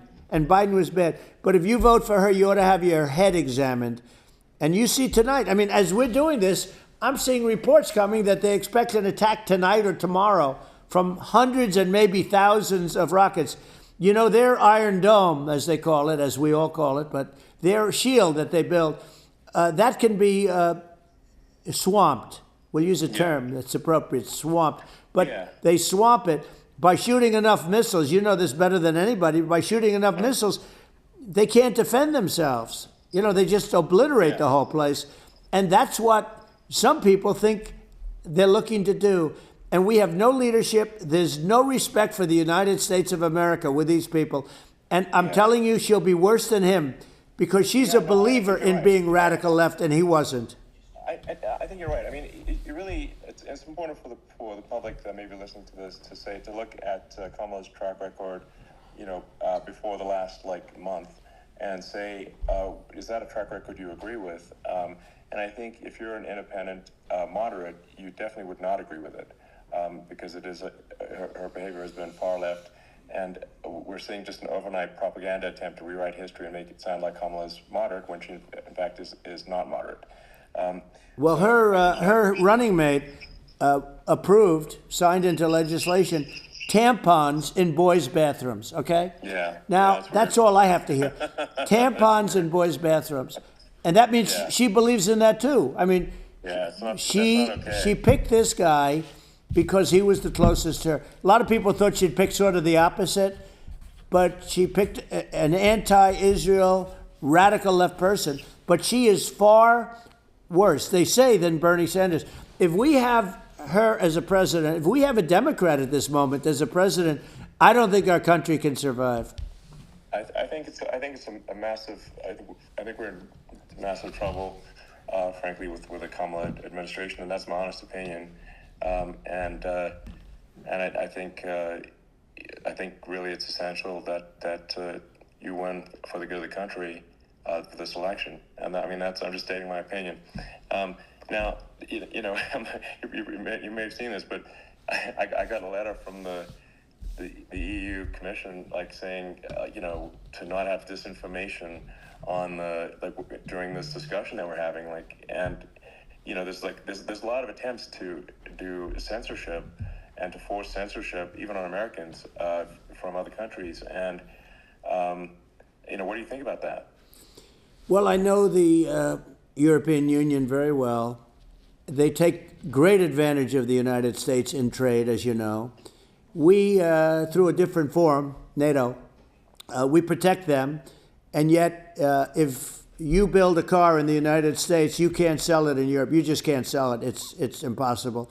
The same thing with our farmers. Our farmers find it very difficult to do business. You know, we have a deficit with them of $250 billion, which people don't know. It sounds so nice, the European Union, but let me tell you, they're not as tough as China, but they're bad. And I let them know it. And that's probably why they notified you. No, they don't treat our country well. We defend them. You know, with Ukraine, so we're in for 250 billion, and they're in for about 71 billion, and they have the same size. It's, if you add up the European nations that, you know, in terms of an economy, it's about the same size, wouldn't you say, as us? And yeah, they're in, and they're in much greater risk. They're right there. We have an ocean separating us from, in this case, the enemy would be Russia. It used to be for the Soviet Union, but let's assume they're close enough. And what happens is they're in for 70-something million. I think even less than that, billion, and we're in for about 250 billion, and it could be a lot higher than that. And I say, why aren't you going to equalize? Why aren't they paying what we're paying? And they're in much more, you know, it's much more important for them because of the fact that, you know, they're right near there. I mean, they're all sort of in that location. We're not. But they should, and I did it with NATO. There were only 7 countries that were paid up in NATO out of 28 at the time. And the United States was subsidizing NATO, tremendously subsidizing NATO. And I said, I went in and I said, you got to pay up. If you don't pay up, we're not going to defend you any longer. I took a lot of heat, but you know what happened? Billions and billions of dollars came flowing in. Yeah, and I think a lot of the public isn't aware of the fact that the United States pays a disproportionate share of the NATO expenses. And then we get taken advantage of on trade. So think about it. The point of NATO is defending Europe, and it's you know, it's like, then okay, well, why is the United States paying disproportionately more to defend Europe than Europe? That doesn't make sense. That's unfair, and that is an appropriate thing to address. Well, you know, when you talk about cost cutting and savings and everything else, I mean, honestly, look, there's nobody that feels worse about the Ukraine situation than I do, because I know it would have never happened. I know Zelensky. He was very honorable to me, because when they went with the Russia hoax and they said I had a phone call with him, he said it was a perfect phone call. It was a great phone call. He could have grandstanded and, you know, said, oh, he was very threatening. He said, no, it was a very nice phone call. You know, I called him up to congratulate him on his win, and you end up getting impeached because these people are lunatics. You know, I was talking about the difference from the people within and the enemies on the outside. In many cases, the people from within are more dangerous for our country than the Russias and the Chinas. If you have a smart president, you're not going to have a problem with them. You're going to do things. Now, they've taken advantage of us incredibly, but you're going to do things with the right person. Yeah, well, I think it's obvious that you're a believer and an advocate of free speech, because during your first term as president, you were attacked relentlessly every day, often very unfairly with false attacks, and you didn't try to shut down the media. You didn't try to inhibit their freedom of speech, and I think that says a lot. Well, the good thing is that you and I have, and some people, very few, we can get the word out. although sometimes it's hard because they don't want to print it, like we're having a great conversation right now. Kamala wouldn't have this conversation. She can't because she's not smart. She's not a smart person, by the way. She can't have this conversation. And Biden, we don't even have to talk about it. I mean, he couldn't have this conversation. He would have given up on the first half of a question. He would have walked out. He would have said, "Where am I? Where am I going?" So anyway, but no, he wouldn't have this. Not a lot of people would have this conversation, but we cover a lot of territory. But the beauty is that we can have a conversation, and yes, you can actually have I'm able to get it out without, because I get treated unfairly by the press. You can actually have a conversation with you. Yeah, it's nice, isn't it? You can't have a conversation with Biden or Kamala. It's like not, it's not possible. That's true. It's like talking to an NPC, so it's just impossible. Well, but think of it. We need a man or person who's unbelievably sharp in order to stop all the nuclear danger and all the dangers that I'm talking about. And I got along with all these. I got along with Kim Jong-un. We had dinner. We had everything. And he really liked me, and I got along with him really well. By the way, he's the absolute boss over there. A lot of people said, "Oh, do you think he will?" That's for sure. Let me tell you, I saw things that you don't want to know about. He is the boss. But we had a good relationship, and he doesn't like Biden. He considers him a stupid man, he said. He's a stupid man. Well, at least he speaks his mind. But, in this country, you're not sort of allowed to say it, but I guess you are. You should be allowed to say it if it's true. But we need smart people, and we need people that have an ability to lead. And she doesn't have that ability. Can you imagine? Now, Chairman Xi very well. Can you imagine her and him negotiating, or even standing together? It is, the whole concept is ridiculous. She is terrible. She's terrible. But she's getting a free ride. I saw a picture of her on Time Magazine today. She looks like the most beautiful actress ever to live. It was a drawing. And actually, she looked very much like our great First Lady, Melania. She didn't look like Camilla. That's right. But of course, she's a beautiful woman, so we'll leave it at that, right?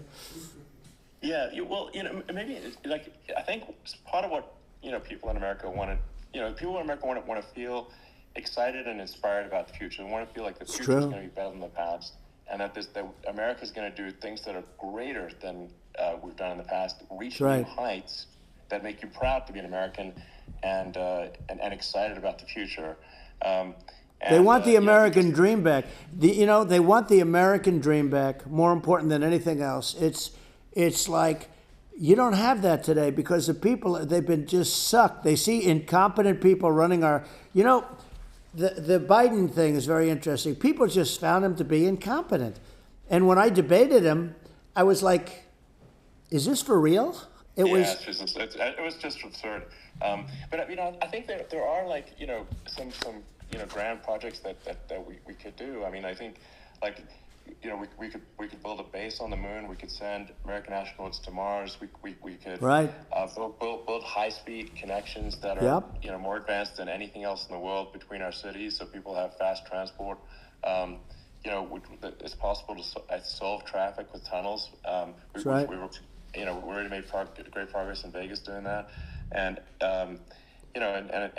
just do things that are exciting and inspiring and make the future feel like it's better than the past. Well, I saw what you did in Vegas, and I'll tell you, it was amazing. I got to see.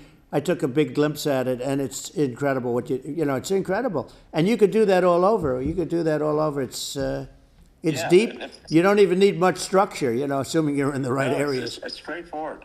It's amazing. So, I think we could do some things that like China's got incredible high-speed rail between its cities, but I think it's actually possible with tunnels if with deregulation, with an ability to actually, where it's legal to actually do the tunnels. I think you could have high-speed tunnels that are actually better than anything else in the world for high-speed transport between cities. Sure. And that would be something that Americans can say, wow, okay, we've got something that's cooler than anyone else in the world. That's the kind of thing that makes you proud to be an American. And much safer than surface trains, where there is a danger there, with people, with crazy people. It's much safer, much better. And, it's sad because I've seen some of the greatest trains. I find it fascinating. And I've seen the systems and how they work, and the bullet trains, they call them, I guess. and they go unbelievably fast, unbelievably comfortable, with no problems. And we don't have anything like that in this country, not even close. Yeah. And it doesn't make sense that we don't. Doesn't make sense. And I think also like there's, you know, I'm kind of hopping on the excess regulation, but I think something that I think people can generally understand is that what happens with laws and regulations is that there's more and more of them every year, and unless there's a process to clean them up, eventually everything becomes illegal. You're right. And that actually it slows down the development of new technologies. I mean, if you take the sort of like, I think there's room for some reform at the FDA for improving the speed with which we approve drugs that could help save lives and improve people's lives. Yeah. And I worked very hard on that. You know, we got that down to the lowest number ever, and we got therapeutics approved in the FDA that people can't even believe the speed. But I took them on. I don't think they like me too much, but I got things approved in the FDA at numbers that they wouldn't believe. And you know, it's a very bureaucratic group. Actually, it's a fine group of people in many cases. I got to know a lot of them, but I was pushing them really hard for Regeneron, for so many different things that were really pretty amazing. But the FDA takes too long. It's 12 years to get a product approved. I got it down to 4, and I got some things done very quickly. But it's really something that is going to have to be worked on because it takes too long. Just takes too long.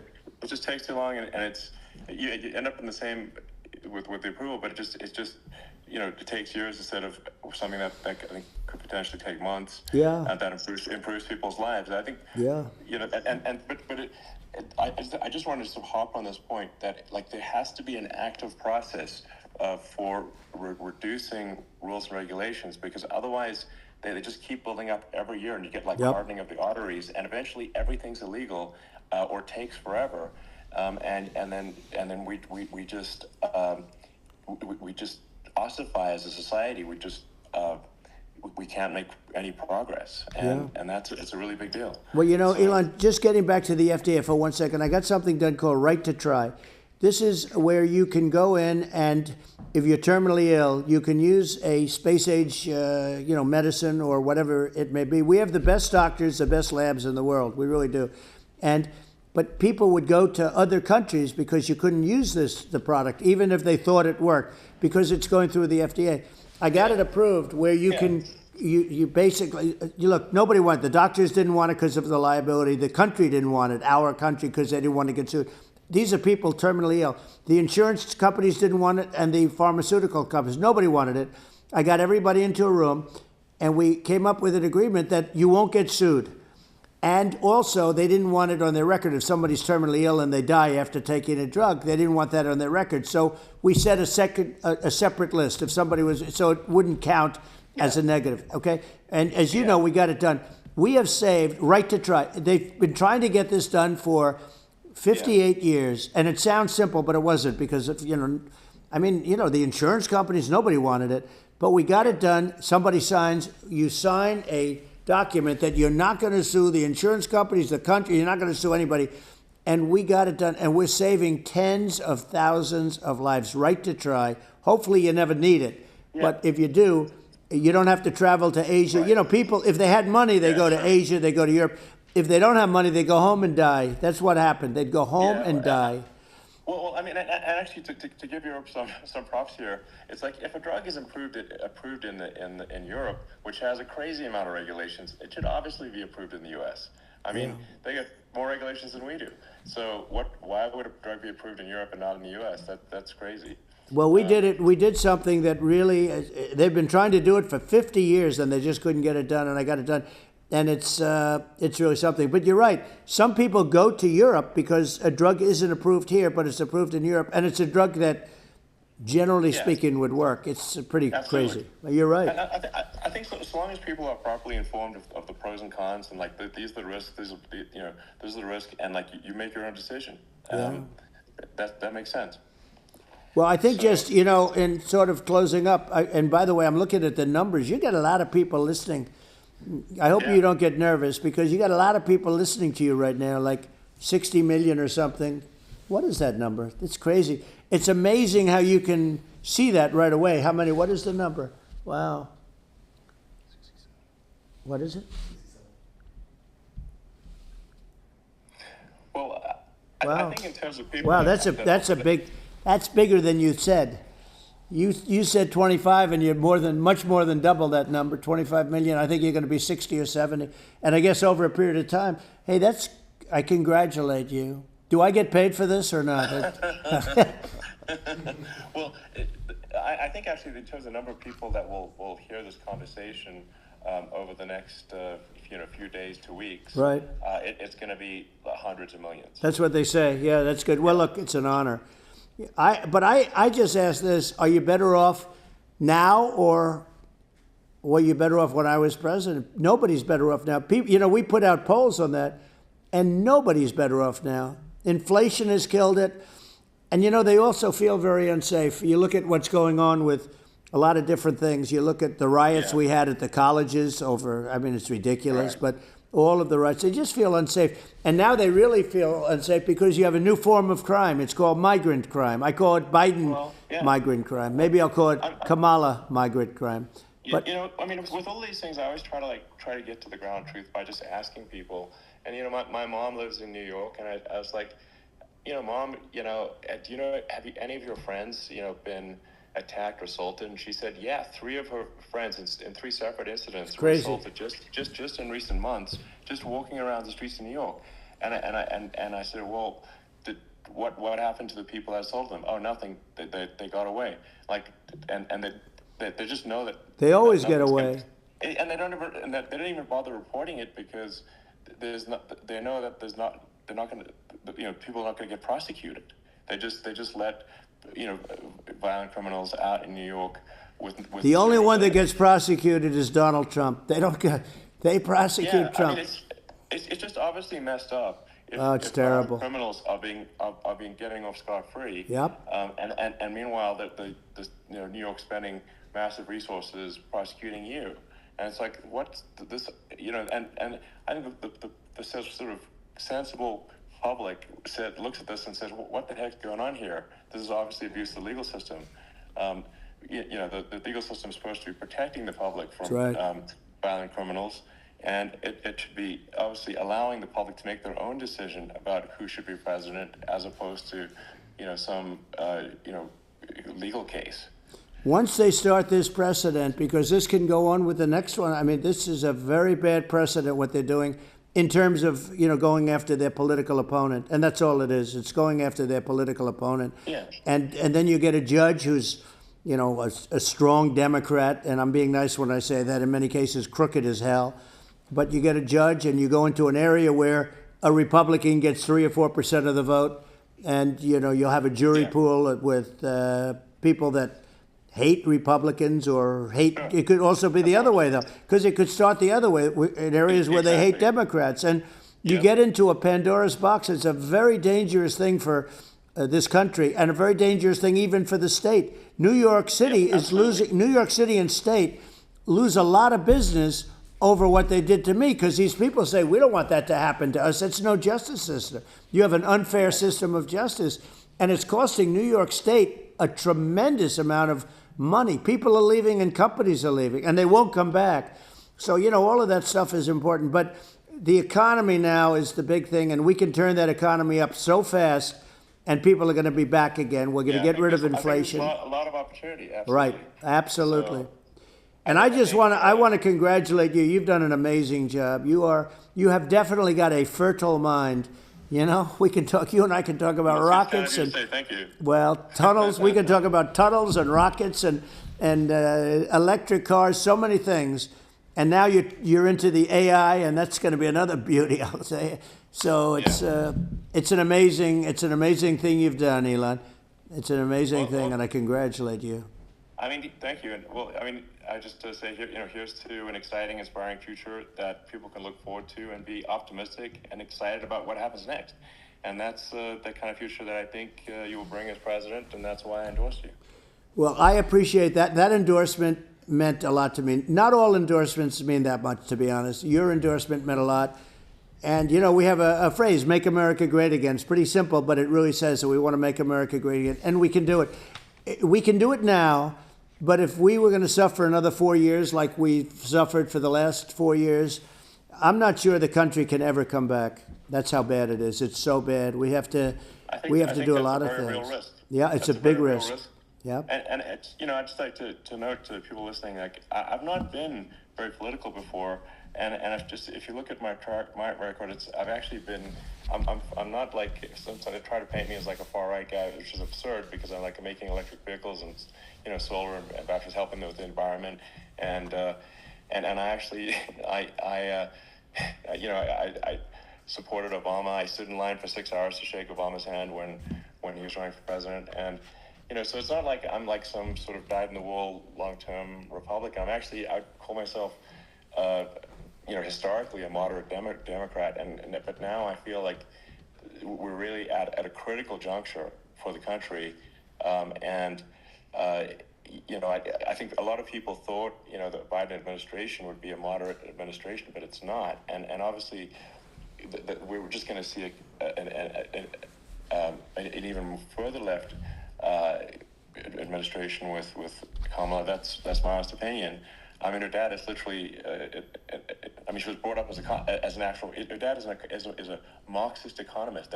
You can Google it. I mean, it's not we're not making this up. You know, that's how she was brought up. So, and we want to have a future that is prosperous. And I think we're just at this critical juncture. And I think this is a case of the America. Is kind of at a fork in the road, and it's true. And I think it will take the path, like you are the path to prosperity, and I think Kamala is the opposite.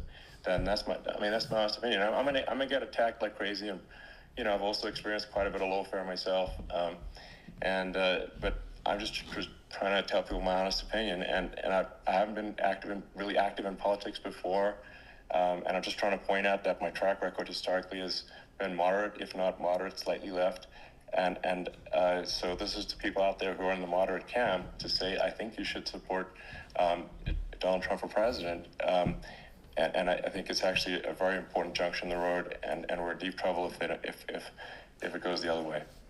Well, I want to thank you, and you know, I actually always did think of you as somewhat left. I must say that. So it's it's even more of an honor to have your endorsement. I know how strong you feel about it. But, you know, when you think of her, San Francisco, 15 years ago, I had a great friend, Bob Tish. He said it's the greatest city in America. And now it's almost not livable there.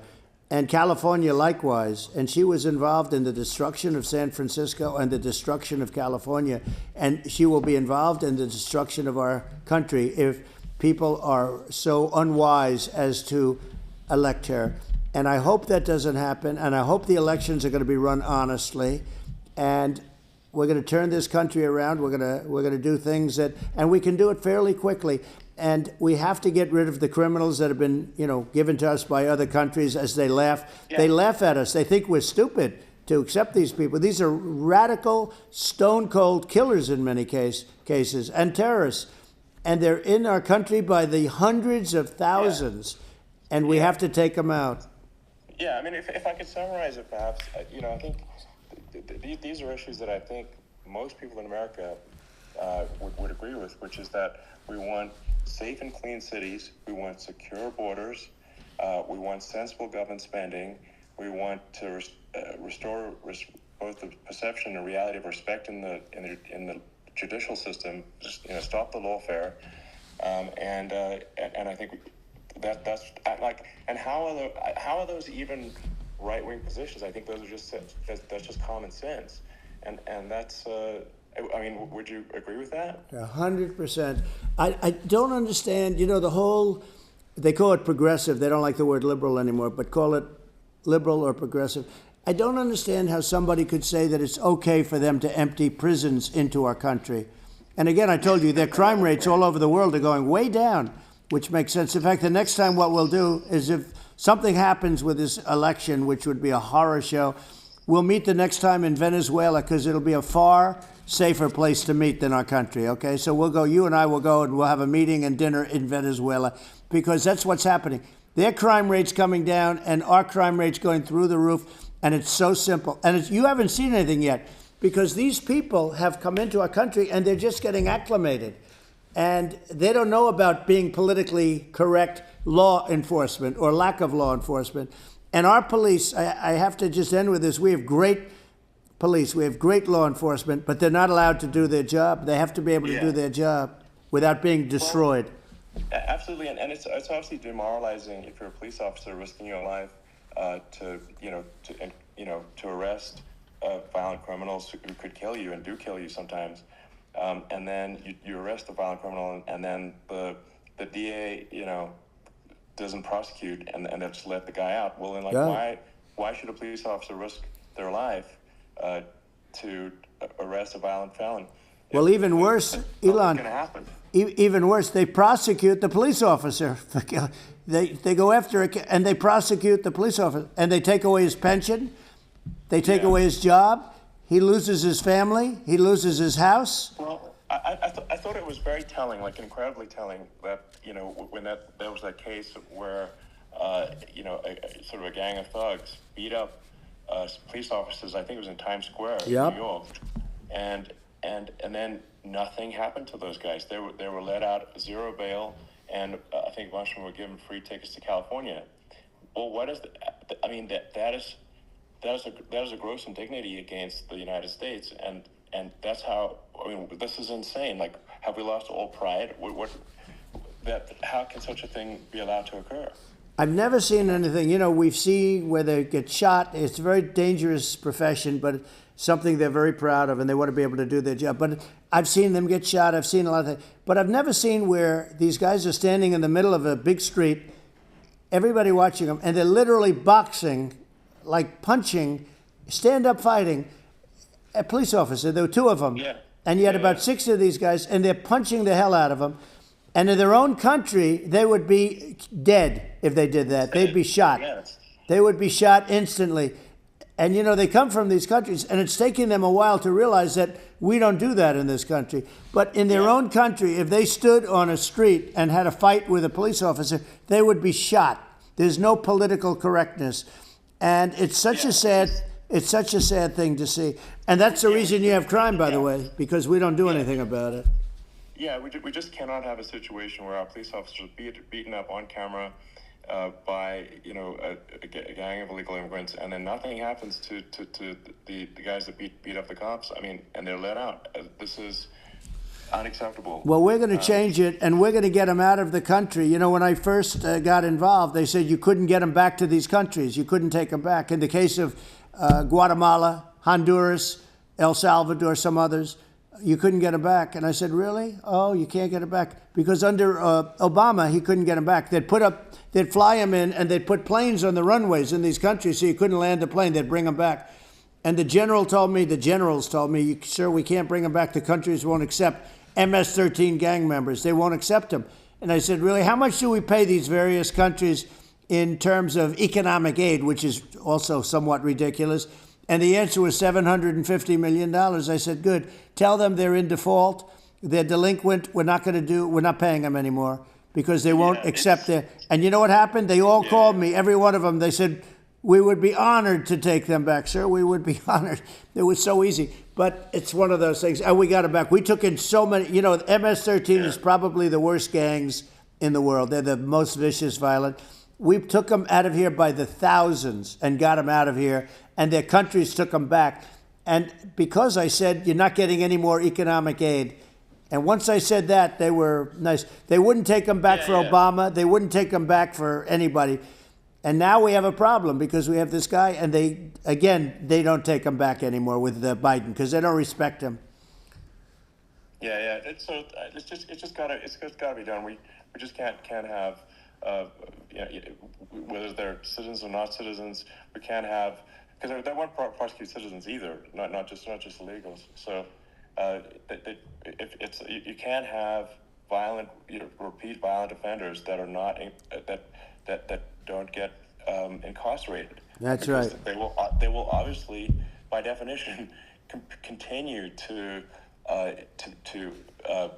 hurt people. And I think where part of this comes from is that there's and I do sort of consider myself liberal in some ways. I mean, it's just that you want to have empathy for people. Obviously, Right. you want to have empathy for people. I totally agree with that. You want to have empathy, but you also have to have empathy for the victims of the criminals. And if you just have empathy for the criminals, it's actually shallow empathy. It's not real. You're not thinking. You're one layer deep empathy. You got to say, like, what if you don't incarcerate this person?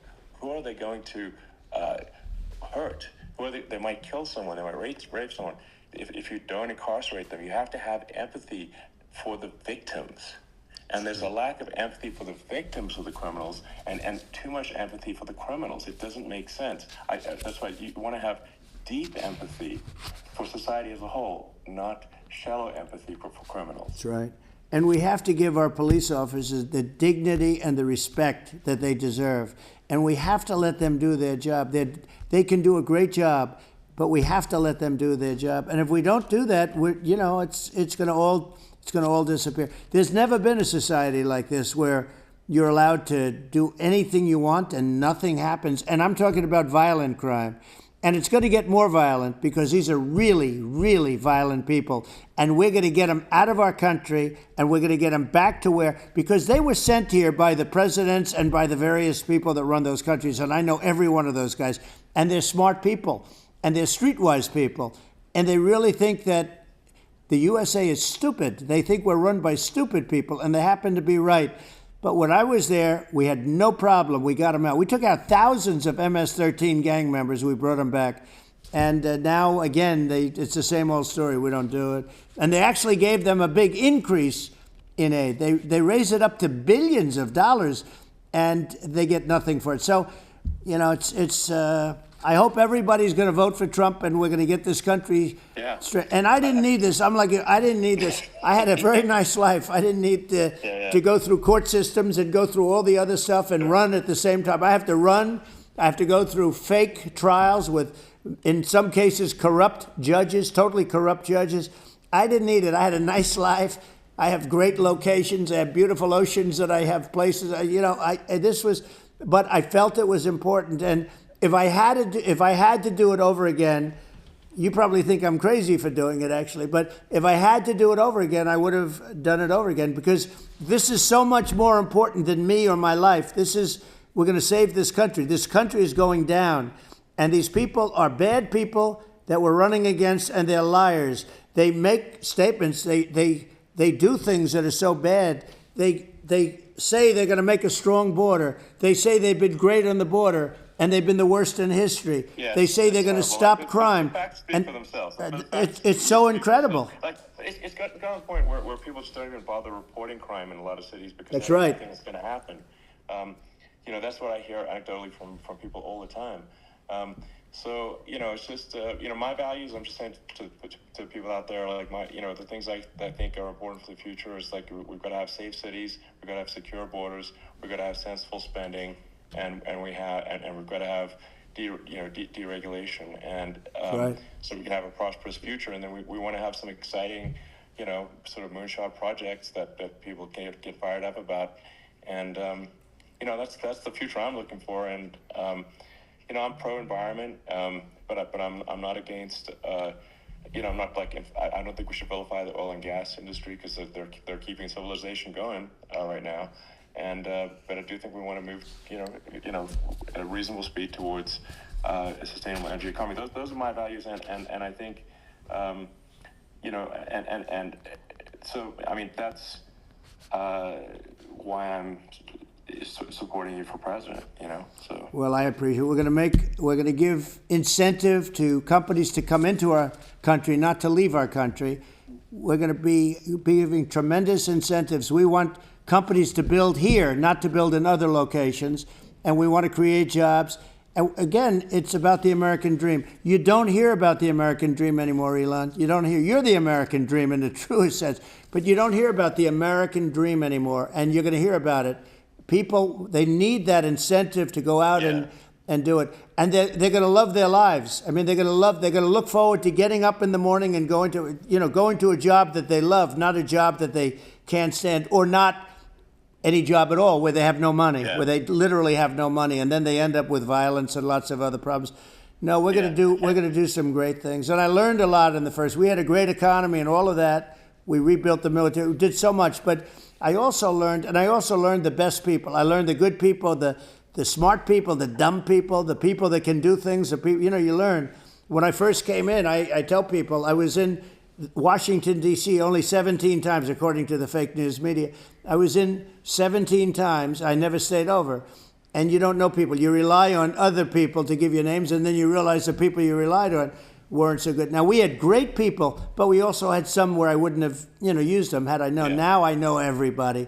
And I think we're going to really turn things around fast. We have no choice, otherwise we're not going to have a country. And I really appreciate this. To me, it's been a lot of fun being with you. You're an amazing guy. You've done an incredible job and a great inspiration to people, a great inspiration. And I hope you keep going and just continue to do well. And we're going to have a big election coming up. And I think November 5th will be the most important day in the history of our country. I think that election will be the most important election.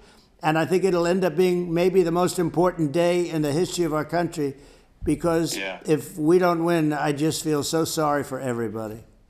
No, I think we're at a fork in the road of destiny of civilization, and I think we need to take the right path, and I think you're the right path. So I think that's what it comes down to. Thank you very much, Elon. It's a great honor, and we'll do it again sometime. And it's been really fun, and I hope you got a lot of viewers. I hear you got a lot. But I hope you got I know you got a lot of them. So I appreciate it. I'll see you soon. All right, sounds good. Thank you, Elon. Thank you very much. Bye.